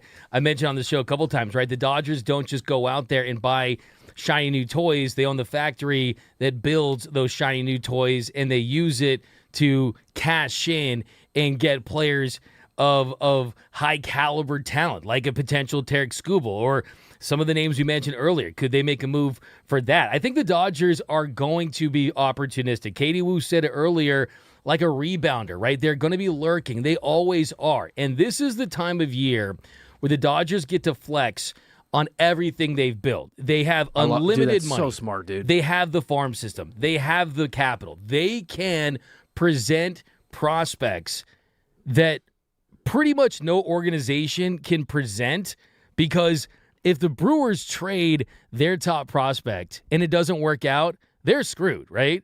If the Dodgers do it, it's no, we can go to free agency and we can get another big player. We can trade an Eric Lauer and Alex Call and get a player that we're going to develop into another top 100 prospect. So to me, the Dodgers, they're playing Monopoly with unlimited money. They already own Boardwalk. They already own Park Place. Now they got to use the trade deadline. I didn't like Boardwalk and Park Place. Well, Indian Avenue and the Reds that was my move too. Really? Yeah, that is the best move in Monopoly. But the point is, though, you use the trade deadline not to just count your cash. You use it to put hotels and houses on everything. That way, no one wants to land on you, right? You don't want to have the Brewers or the Braves or the Phillies land on you. You want to be able to scare teams away, put together the best roster possible. And I think that everything we've heard from Andrew Friedman is saying that we are going to be at the table if the best players are available, and that's what we've said this entire time. D-Mac and Reiter here on the new 97.1 The Fan, the voice of LA Sports. D-Mac is Doug McCain. Reiter is Bill Reiter. That's me. Can I ask you a sort of I don't know if it's off topic, but I have a question for you. I need you to like engage in this. You ready? Because it's not a hard one. I'm curious your take here. So you made a point. It was really great. It was really smart just a few seconds ago about how this is when the Dodgers get to flex everything they built. And you're right. I mean, how long has he been here, Friedman? 10 years? Yeah. Longer. It's great because I was doing radio when he came. He's built this pyramid of excellence in all the ways you walked us through with the money and the prospects and the development. What do you think is more the case? And I'm sure they both were. Do you think it's that it was more in the beginning that Friedman understood what the Dodgers would allow him to do, or the Dodgers understood what Friedman would be able to do when they got him in here? I think that the Dodgers saw what he was able to do in Tampa Bay, and that is be able to put together a roster that came close to winning a World Series by having an eye for talent and maximizing on the scouting, right? And you basically take that ability and then you pair it with funds to go sign free agents. Now you get the best of both worlds. Because and that's what I think is right. And my point is, he's amazing, not a criticism. I bet this guy didn't fully grasp what he was going to be able to do with the Dodgers, the machine he's built. Because you don't really, people that are massively successful, people of great belief, I'm sure he had it, don't really know how incredible they can be until they get there. I would have, right? If you're Tom Cruise. And as much as this guy understood that he was going to have resources with the Dodgers, I can't imagine when he was running things in Tampa Bay and he got that first phone call that he understood the level to which, as you just said, he was going to build levels upon levels and levers upon levers to dominate Major League Baseball for what is now turning into a generation. It's incredible, dude. It really is. And the thing is, you just look at who they could potentially trade at the deadline.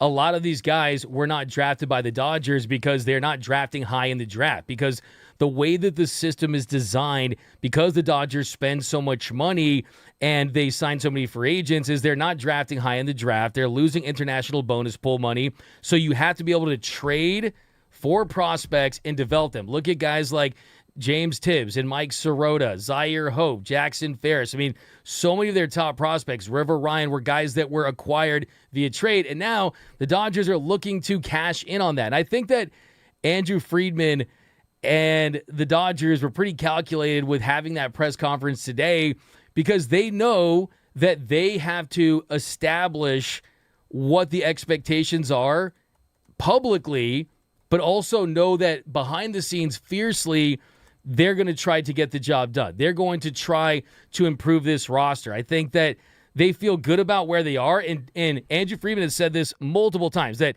in a perfect world, the Dodgers could be sellers at the deadline. Well, guess what? I think the Dodgers are going to be both. They're going to be buyers and sellers. They're going to be sellers in the Eric Lauer and Alex Call market, and if you have to trade away prospects to get a Tarek Skubal or anyone else potentially, they know that they're going to be able to get prospects in return for those two guys that they can help replenish that farm system. So I think the Dodgers are going to be both buyers and sellers at the deadline. What I think is really interesting about Friedman, and this isn't new, and I know I'm interested in sort of giving you some flowers on something else here on DMAC and Reiter on the new 97.1 The Fan, the voice of LA Sports. That's not true. I'm not interested in it. I just feel an obligation to do it. But the Dodgers are not the only organization in baseball that have resources. Not every organization has resources, but the Dodgers are not alone in that. And what Friedman has built, it's so much easier to talk about and say than to do. The Mets haven't built this. The Yankees haven't built this. Who else spends money? The Cubs haven't built this. The Astros haven't built this. Whoever I'm forgetting that has a sort of high level of, the Padres spent, not Dodgers money, but a lot of money. It really is impressive. He reminds me of Presti, but the pre-Presti, in that he understood the system in a way that people who had been in the system for a long time did not. And by the time people figured out what he was doing, it was too late. Eric Lauer, you deserve some credit for this, and I think I said this earlier, but you did point out when Lauer came in, and he had not performed well when he became a Dodger this year, that the Dodgers are so good at potentially making adjustments and making improvements. He's taken the mound tonight. He's 8-0 when he starts. The Dodgers are 8-0 when he starts. He has a 3.35 earned run average. His sample size is big enough. It's 45 and change. I think it's 2/3 innings. Obviously, the 8 starts. This is not a guy who's likely to be a Dodger, I would imagine, Doug, in a year or 2 years. But what a godsend this dude has been. And I think he's nominated for the DMAC and Reiter Hero of the Day. So if you want to get on the chat on YouTube at the Fan LA. But he's taking the bump tonight. And I guess, my point is, credit to you for pointing out this could happen, and credit to Eric Lauer for coming in under some bright lights in a way maybe Kyle Tucker hasn't. I know the standards are different, but just the guy's been really, really good for a team with massive expectations coming off a season that, until he became a Dodger, was not going very well. You got to give him credit. You got to give Mark Pryor, the Dodgers, everyone involved credit, because they know that, hey, this is not a long-term play. This is probably not even a full season play, but they gave him an opportunity. He ran with it. They put him in a position to where he can do what he excels at, and that's just pounding the zone. He's not a big velocity guy, but he got a little bit of that velocity back. And look, there's a lot of confidence issues that players have when they struggle for long stretches, and the Dodgers come in like, hey, man, you might not be good at this anymore, but you're still good at this, so we're going to do this more than you used to do. And that's really what was the case for Eric Lauer, to kind of simplify things, trust his stuff, and now the Dodgers, not only have they won a good amount of games with him, and he's covered a lot of innings in a year where Tyler Glasnow's been out, Blake Snell has been out, you've had 2 of your top 4 starters out, but also you're going to use him as an asset. How crazy is it's like if you rented the car. It's amazing, dude. And then you use the car, rented the car, and then you return the car for the rental, and you actually get paid for it, right? That doesn't happen. That's how good the Dodgers are at this. They're absolutely so resourceful, and that is their number one talent right there. That's the number one biggest thing for the Los Angeles Dodgers, is they have great taste.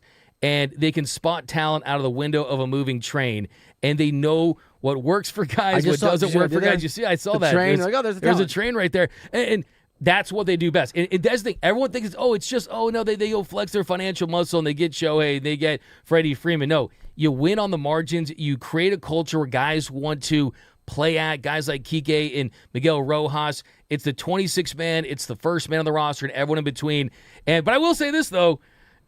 All this Friedman glazing and all this love for Andrew Friedman, I want to see them go out there and get Tarek Skubal, and if they don't, it could cost them the World Series. It's funny because I wasn't going to say this, but now I will. Somebody, by the way, said they just called the phone number is busy. We have 5 lines, so the number 855-97 LA fan 855-975-2326. I have noticed, not mad at you, respect the move, understand the tricks, that when you're making the case for Skubal, you will reference Friedman's perspectives that back your view, but you sort of de-emphasize sometimes some of his other perspective. He is probably not as motivated to get Tarek Skubal as you are. Would be my 2 cents.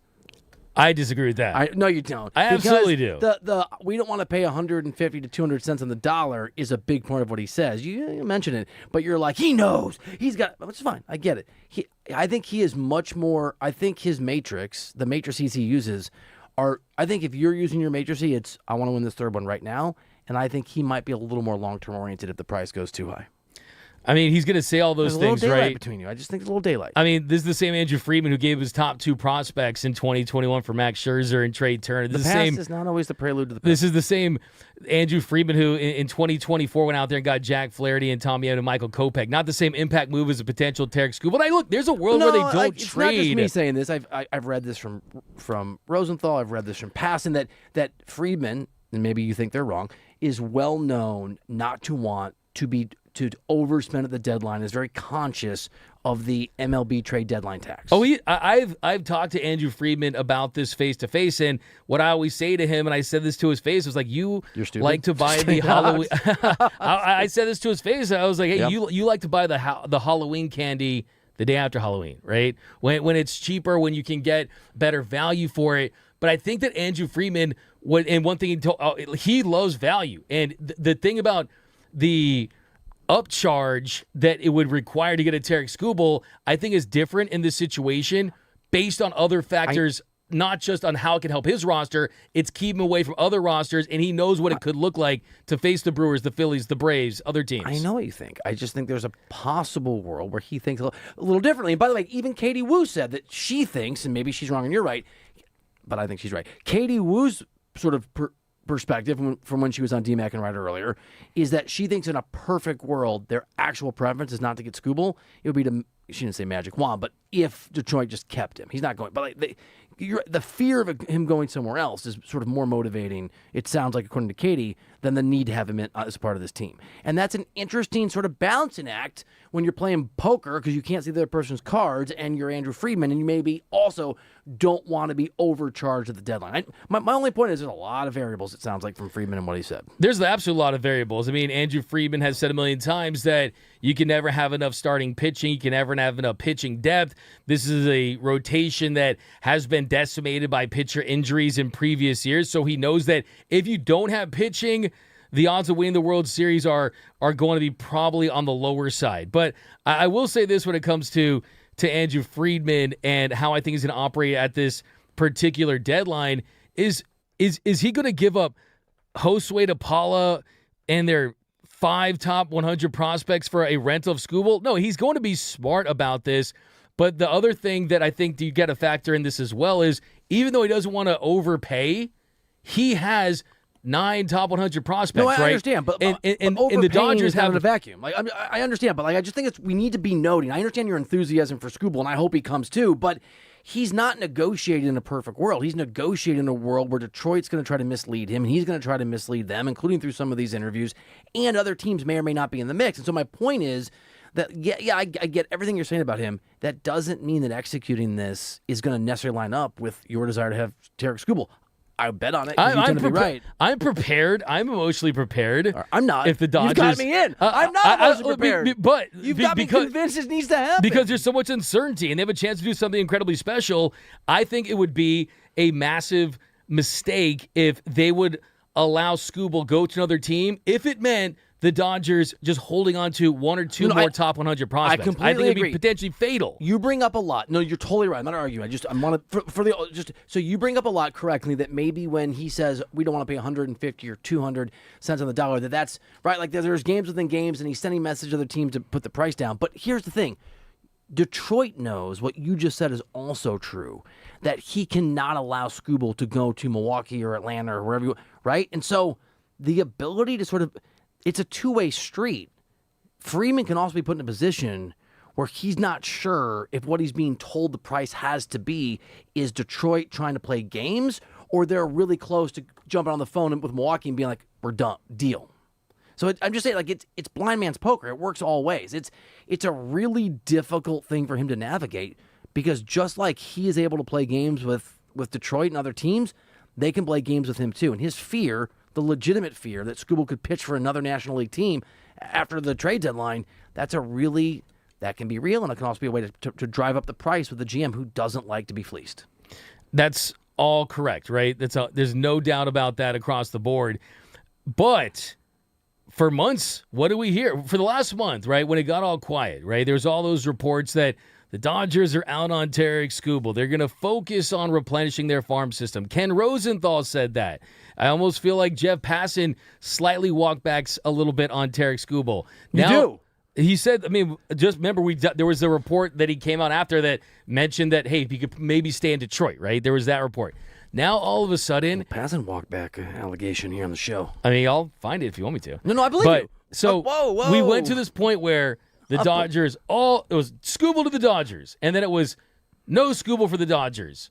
And then all of a sudden, every insider is, Skubal is my pick, and it'll just be other teams fighting off the Dodgers, and then ultimately that's where they predict he will go. So it's gone from the Dodgers would get him to they weren't going to consider him to now there's some question marks in the rotation to the Dodgers have the best assets to go and get them. They've had communication with Detroit since last offseason at the winter meetings in Orlando, and then that goes throughout this entire season. Let's not forget, a couple years ago in 2024 when the Dodgers needed a pitcher, they went to Detroit. They got Jack Flaherty. The path has been there. By the way, you keep bringing up they have the best assets. I agree.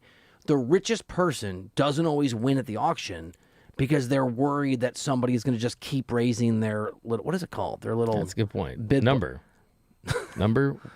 stick. I swung and missed on that. Number would have been easy. All right, it's D-Mac and Reiter on the new 97.1 The Fan, the voice of LA Sports. All of that said, I'm very used to you just being right on the Dodgers. So when hopefully Skubal is traded to the Dodgers on today, Wednesday, tomorrow, or Friday, or maybe even Monday, trade deadline day, we have you covered right here on the new 97.1 The Fan, the voice of LA Sports. D-Fish and Decker, Brock and Alex midday in LA, Doug and I, James Coe. When that news comes down, be here. We got you covered. We are the voice, the new voice of LA Sports. And we are going to let your voice direct some questions to us. Mailbag time. Get on there. Get on the chat at the Fan LA. Ask us some questions. We'll answer them next. D-Mac and Reiter.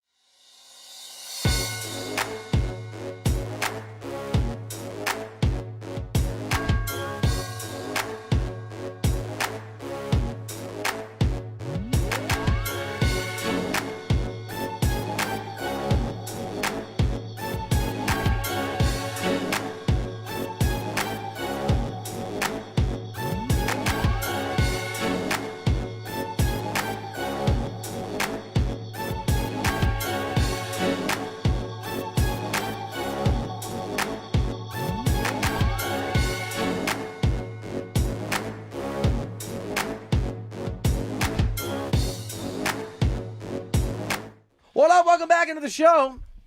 D-Mac and Reiter, presented by DTLA Law Group on the new 97.1 The Fan, the voice of LA sports. Accident or injury, visit calldowntown.com. That's calldowntown.com.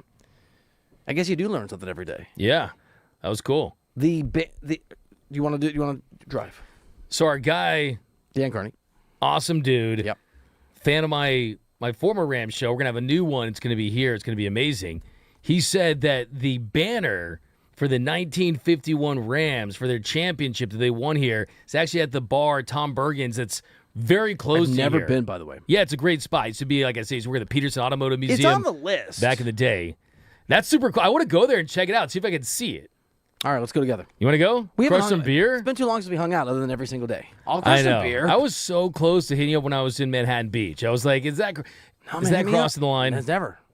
It's Okay. crossing the line not to hit me up all the time. You know what I'm saying? Yeah. All right. I was going to hit you up. Do you want to do a little... On my burner phone. Do you have one? No. No, you don't. Gene, he doesn't. It's a flip phone. All right. You want to answer a few questions here? Yes, sir. Okay. Fire away, baby. From @SportsWriter.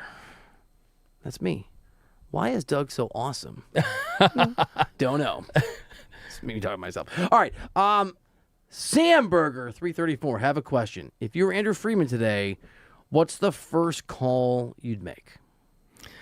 I mean, obviously you want to call Harris of the Tigers, right? But I mean, you let him call you, right? That game. Well, nah, he knows. He knows you. There's been communication for so long. I think if you're Andrew Friedman, you're kind of working behind the scenes to try to figure out what other teams and how involved they are at this point. Things really start to heat up. Agents get contacted.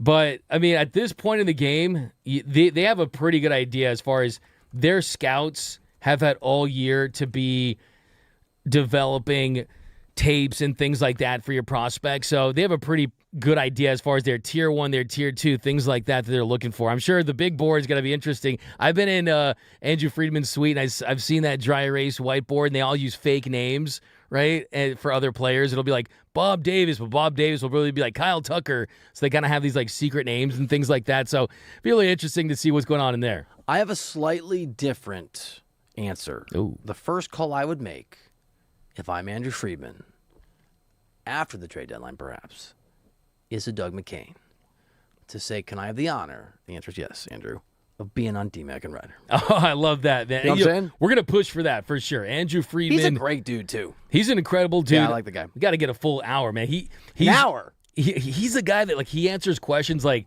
he's like the president, because he is the president of the Dodgers, but they can be a little long. Would he do an hour? He would, I think. For Doug McCain, he would. I mean, maybe, man. He I did an hour with him a couple years ago, so I definitely would love to have Andrew Freeman, El Presidente, on this show, Dude, president of the Dodgers. Deep on philosophy and just like deep on just like how he built this thing, and I would love that. I mean, if you don't get Scuba, I'm gonna try to grill him. And be like, why didn't you get my guy? Yeah, you're not in a good place on the if Scuba doesn't happen. You're greedy, and I love that about you. Greed is good. Gordon Gekko, right? I will flip you the bird. Has a question. Non-sports talk, but both of you could recommend an under-the-radar restaurant in LA, which one would you recommend and why? That's a really good question. I have several. You want to go first? I would say Fiesta Grande Mexican restaurant in Pasadena. I think it's some of the best Mexican food. It's been tested as some of the best Mexican food in California, and it's very underrated. La Fiesta. Is that under the radar if it's considered the best Mexican food? But not a lot of people know about it, though. Okay, it doesn't have that hype around La it. Fiesta. I'm going to go also Mexican food. It's sort of like high-end-ish Mexican food. It's in the Gundo. I love El Segundo. I'm going to go Sausal. Sausal. They have a Mexican rice that is like lime, cilantro. It is one of the best things I've ever eaten in my entire life. And for 3 weeks, my son Henry would only eat Sausal rice. So every night I went and got a tub of Sausal rice. Sausal. That's legit. There's a place nearby, Yuko Kitchen on Miracle Mile, Japanese spot. I don't know how underrated it is, but it's definitely underrated. Somebody named Mitchell Dolphin has a question on the What chat. up, Mitchell Dolphin? What's up? What's up, MD? Is it Mitchell Dolphin? Any connection with the Mitchell that works here? No. This is a sometimes frequent listener. Oh, our guy. Yeah. What's up? I do like you call them the Mitch that works here, a different person, I believe. I call him Mitch, not Mitchell. You call him Mitch, but great kid. Can I call him a kid? Am I allowed to do that? Oh, you could. He's like 25 and under. He's a kid to me, right? Sure. He's really good at his job, too. Anyway, no, different person. Hey, Bill, good segment on D. Fish and Decker earlier. Question for you and Doug. How aggressive should the Dodgers be if it means giving up top prospects? So, for me, Mitchell Dolphin, it would be like very aggressive, but don't get fleeced. For Doug, it would be you now operate all of our farm system. It literally Rookie ball, is single A, double A, triple A. You can have the stadium. You can have the naming rights. It's push all the chips in the middle of the table. You take the lien on the mortgage, put it there too. Wife's earrings, you put it there too. You take everything possible, because if you win a championship this year, you go from being a great story, a awesome, but now if you win this year, you join the all-time greats. You become the first National League team to three-peat. All right, so Mitchell Dolphin, to answer Doug's question for you. They could, if they win this year and they miss the playoffs for the rest of Shohei Ohtani's contract, that contract is still a success. This era is still a success. That is what's riding on this year. Do you want to be great or are you going to be all-time great? That's what's at stake this year. Everything's at stake. I like how you answer a question. I do. I like it. And then you give 19 reasons it's correct. I like it. I like it. But to answer, I'm going to answer for you. If Doug had his way, the Oklahoma City Dodgers, are they Comets, would actually be called the Oklahoma City Tigers. That's the whole thing. Hey, it's a fire sale. Everyone can go, right? I mean, even if it's Josue Paula, I would trade that. Francisco Fernandez 3-3. Why didn't D-Mac go on the show with you, Bill, to back you up? I think he means D. So here's the reason. You weren't. I mean, like, A, it's early in the morning. B, you weren't invited, and C, you would. Doug is the most loyal co-host I've ever had. Doug would go in a heartbeat if I'd asked him to, but it's not our show to invite us on, and I had it handled. Yeah, you did your thing, man. Hey, that was good. Hey, let him cook, man. Hey, I think that was better. Do you think the guys were mad? Mad? I don't think they were mad. I think it was good. It was like sports, right? It's friendly, friendly competition. But yeah, I mean, because I'm a big believer, and this is just the journalism background. If I criticize somebody and they want to like talk face to face, this actually came from when I covered baseball a million years ago. I showed up, right? So, like, I would write columns about LeBron, and I would show up. And so, now, in fairness, for some context, I'm not mad about this. It's fine. Derek Fisher and Cody Decker played me from this show and then criticized my take on their show, which is totally fine. I didn't criticize them. But once we were doing that, and they wanted me to come in, I was totally down for it. I love those conversations. But as I pointed out to Cody, you guys want to do this. Not me, but I'm happy to do it. Yeah, I mean, I think as far as getting into a verbal sparring match or whatever is stepping into the ring, I mean, it's all for sport, right? I mean, I would definitely never turn down an invitation to talk some crap, right? That's why I'm here. I mean, I'm not a former athlete, right? I don't have my biggest accomplishment is behind me. It's when I won the most improved player on JV baseball, right? I'm not that athlete. I think I'm here because I talk crap and I've got my info and I'm not going to let you. You are outstanding at what you do. Yeah, but my point is though is that like, look, if you're going to take me in, I'm going to unleash for sure. But I think for you, man, what you did was good. I mean, I found it really, really entertaining. I really enjoyed it. You never know because sometimes, anyway, sometimes people get in their feelings, but I would imagine that's not the case. I mean, I could see Derek a little more, so Derek look chill. I needed to like turn left a little because sitting in the middle is a little strange. Yeah, my thing would be like, I would probably look at D-Fish, be like, hey, D-Fish, let me get an autograph and a picture, please. I'll tell you what, there was a moment where we were, because you obviously work with me every day, and one thing, maybe this makes better or worse, could be worse, it's fine. I treat every person the exact same way. I'm the exact same way off the air. You can attest to this, I am on the air. You're Bill Clinton, you're LeBron James, you're Andy Roddick, you're Doug McCain, you're my neighbor, you're Cody Decker, you're Derek. This is who I am. This is sort of what I'm about. So I was talking to Derek and I was being me, and that can come off as very aggressive. And I really enjoyed the conversation, and I saw his eyes, right? Not disrespectful, just go to a place of like competitive dominance, and I think that's when he goes, "I'm Derek." Like, this is my show and my name's the first name on the show. And I was like, hell yeah. Like, I like seeing that. I was like, oh yeah. Because I've never played basketball against Derek Fisher. Guys in the NBA have seen that look and been like, whoa, 1,000 times. I haven't. So I I enjoyed it, dude. Yeah, I enjoyed the experience. I can tell, man. I mean, that was cool. You pissed me off. You pissed me off a couple million times on this show to the point where I remember the first couple of weeks we were talking about something Ohtani related, and I was like twitching. I was like shaking. I was so mad. But I realized that sometimes a mad player can be a bad player, or a mad player can be a good player, right? So I think that your version of mad can bring the best out of people for sure, because you can go to different corners of your brain to want to present certain things to just try to stick it to you, right? So my whole thing is like, hey man, if you don't want to strangle your partner at some point, you're probably not getting into deep arguments, I guess. Here's my thing, and we can let it go. I mean, but thank you for the question. I love radio, and I love this radio station, and I want it to be massively successful in whatever small or large way that I can contribute to that. I want to, in whatever large or small way everyone else in this building can contribute to it. That's the deal. Like you and I are aligned. We don't do this just to do it. This is a passion, right? It feels like an honor to do radio anywhere, but especially in Los Angeles. And so if there's a disagreement about how best to represent LA, and I respect the other side of the argument, I'm here for that conversation because I think it matters. Oh, 100%. Yeah. I mean, I've read a lot of the comments that we've gotten the last couple of days as far as some of the YouTube videos we've dropped, and people are saying, man, this is refreshing to have this version of LA sports talk where people are saying, they're not on the Clutch payroll and things like that, and you keep it 100, or you just say things that aren't really said on other shows just because, I mean, look, all opinions are my own. It's Dodgers, Rams, You're 10 Lakers. toes down, baby. Exactly, right? I will say, too, my new favorite sport, too, is just basically rooting against whatever you think is going to happen. And to me, this is when something really that I say happens and that you said was going to happen, it happens. It's like I won a $10 million bet. It's the level of satisfaction that I just I can't wait to get in this chair and tell Bill he was wrong. It's messed up. And what's messed up is how often you do it when I'm not wrong and you misrepresent Yeah, well, me. that's the trick here. That was the one thing I didn't do today is I wasn't going to go on someone else's show and misrepresent them. I was going to play it very straight, right? Whereas with you, I'll play the same, shady games you play with me.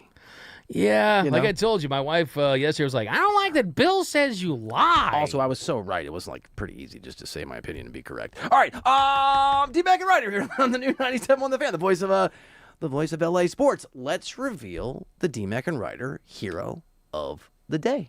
It's next on D-Mac and Reiter.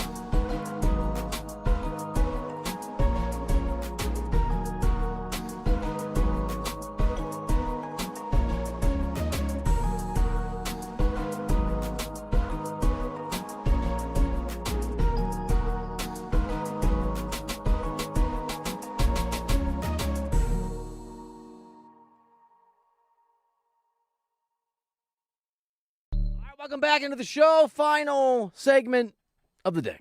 For us, James Coe Show coming up next. Very, very good. Very good show. If you've heard it, you know. If you haven't, listen and you'll understand. It's a great show.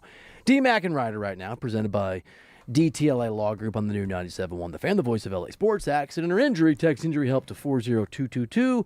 That is injury help to 40222. Dude, I know this is... I cannot wait for the NFL season. I cannot wait.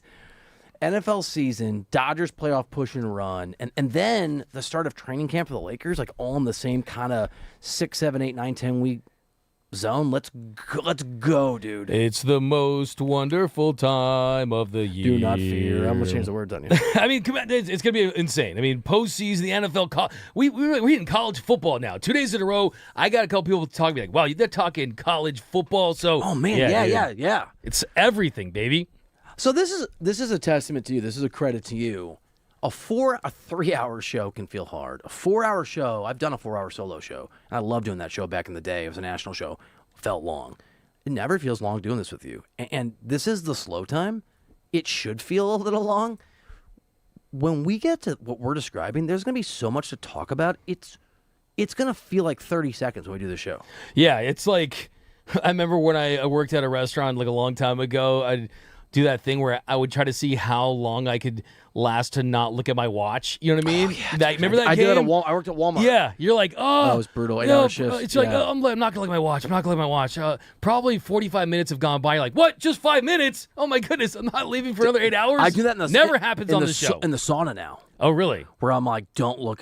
Don't do it. I'm trying to make it 21 minutes. Like, 21 in the sauna is crazy. Yeah. It's one. we have a good sauna. It's 170 to 180. But I'm just like, don't look. Then I look, and 31 seconds have gone by. Like, it's definitely been 5 minutes, and it's been not even a minute. Yeah. Kills me. You were, and my mom actually commented, she's like, Bill looks like he was out in the sun. He looks like he got some good color. It's funny, I used to have a lot more color, a lot more sun because I was playing tennis all the time. But now what I'm doing, I'm spending my time with Doug McCann. It's pretty great. having a job's good. Are you interested in hearing the D-Mac and Reiter Hero of the Day winner? Yes. Okay, if you weren't, I was going to do it anyway. I was going to feel really bad. Hope it was one of mine. It's always one of yours. Eric Lauer finishes last at 13%. Real sports journalists finished second to last. So does pronunciation at 18%. D. Fish and Decker, our colleagues from the morning show here, who I nominated for graciously letting me come on their program, almost won at 29%. Make sure you listen to the guys in the morning tomorrow, 6 a.m. And the winner of the Hero of the Day. You're not the winner. You're just nominated Katie Woo. Woo-hoo! That's all you did there. That was awesome.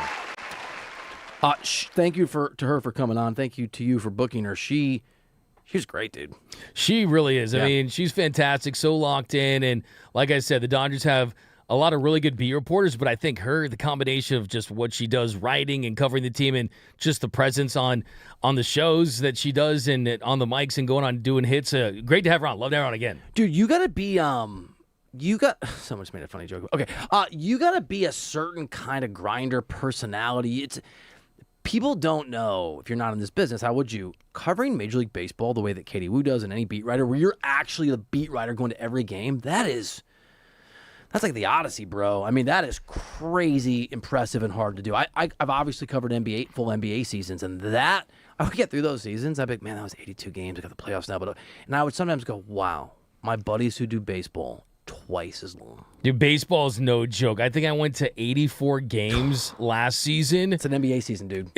And I didn't travel to all the road games. I traveled to a good amount of them. But yeah, dude, that is baseball. The baseball grind's crazy because you get there at 12 o'clock for a 7-10 game. That's it. It's nonstop. You're in the sun, but it's baseball. It's great. So I wrote about baseball a lot when I was a newspaper person and when I was a columnist, but I never had to be a beat person. I did spring training. I'd get a taste of it for 4 weeks or whatever I was there for.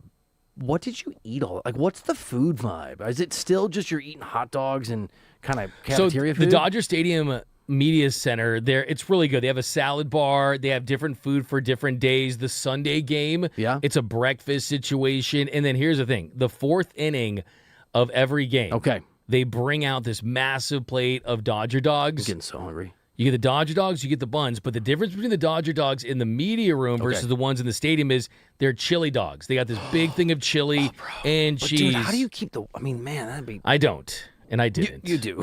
I'm sorry, I didn't mean that. I mean you.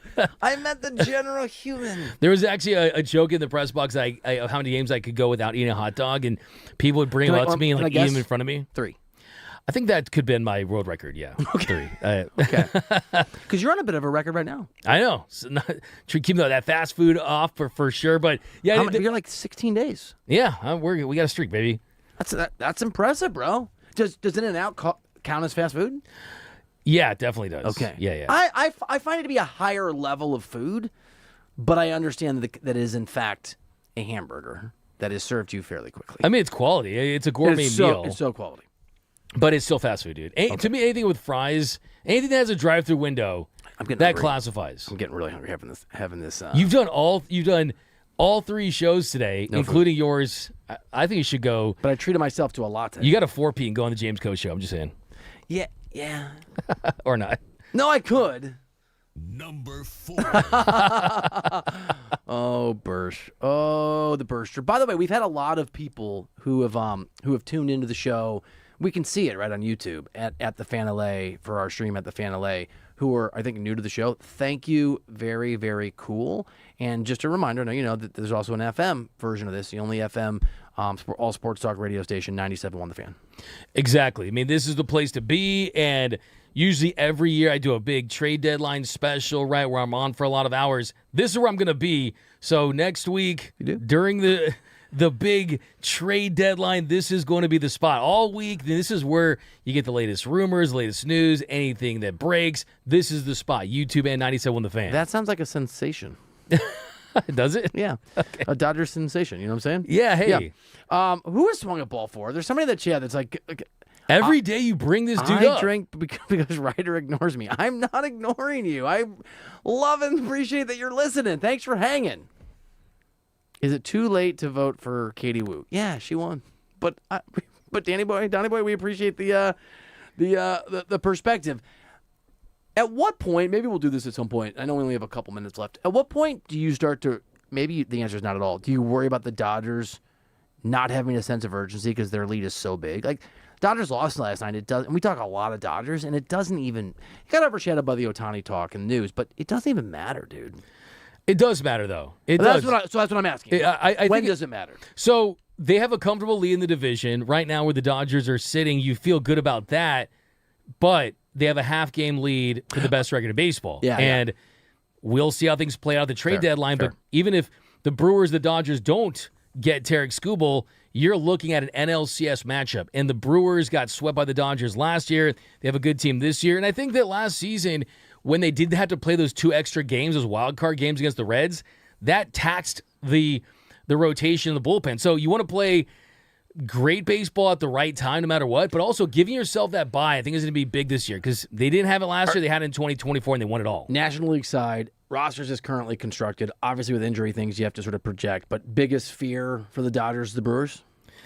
The Brewers, if they got Tarek Skubal, but without that, I would say the Phillies. The Phillies were so close to being the Dodgers last year. You still got a big-time rotation. You got Christopher Sanchez, Jesus Luzardo, and Zach Wheeler. You got Bryce Harper. And the Phillies are a team that I think is a dark horse that could really sneak in there and potentially get Tarek Skubal to go for the kill shot, too. There's odds that came out today, and I don't know that we did this on the show. Let me just pull this up really quickly here. And the odds were basically, where is Skubal going if he is traded? And while the Dodgers were the betting favorite, yes, which is great at 3-2, the Yankees were just behind at 5-2, which, by the way, better outcome than going to a National League team if it's not LA, if it's not us. The Brewers 3-1. And you're right, Philly 8-1. So that's kind of the realm of what looks realistic and I wouldn't count out the Rays. I think the Braves are a lurker too. 16-1. The Braves 14-1. Okay, in the realm. The Dodgers are huge favorites, but by no means a guarantee. By no means a guarantee. Well, if they want to make the big mistake and let them go somewhere else and not three-peat. Wait, you haven't expressed this before. Hey, we'll get into that. But look, I think that the beautiful thing, though, is that maybe a couple weeks ago there was a chance he'd stay in Detroit. He's getting moved. He's getting moved. If Skubal gets traded to the Dodgers, when do you think it happens? Like, what's your prediction on time day? Monday? I think noon? Earlier on deadline day. Earlier. 9:15 a.m. So it'll be D. Fish and Decker. They'll be on the air. And if your prediction holds, and if that happens, whoever's on the air, make sure you come here to 97.1 The Fan, the new 97.1 The Fan, the voice of LA Sports. We have you covered. We are the place that's going to be talking local sports every single day, 6 a.m. to 10 p.m. Nobody else does that. Fun day. I had a great day. Fun day, long day. Legendary day, man. And the day ends legendarily for me because I get to hang out with Doug McCain. Thank you for hanging. We appreciate you. He's Doug McCain. I'm Bill Reiter. See you back here tomorrow on DMAC and Reiter.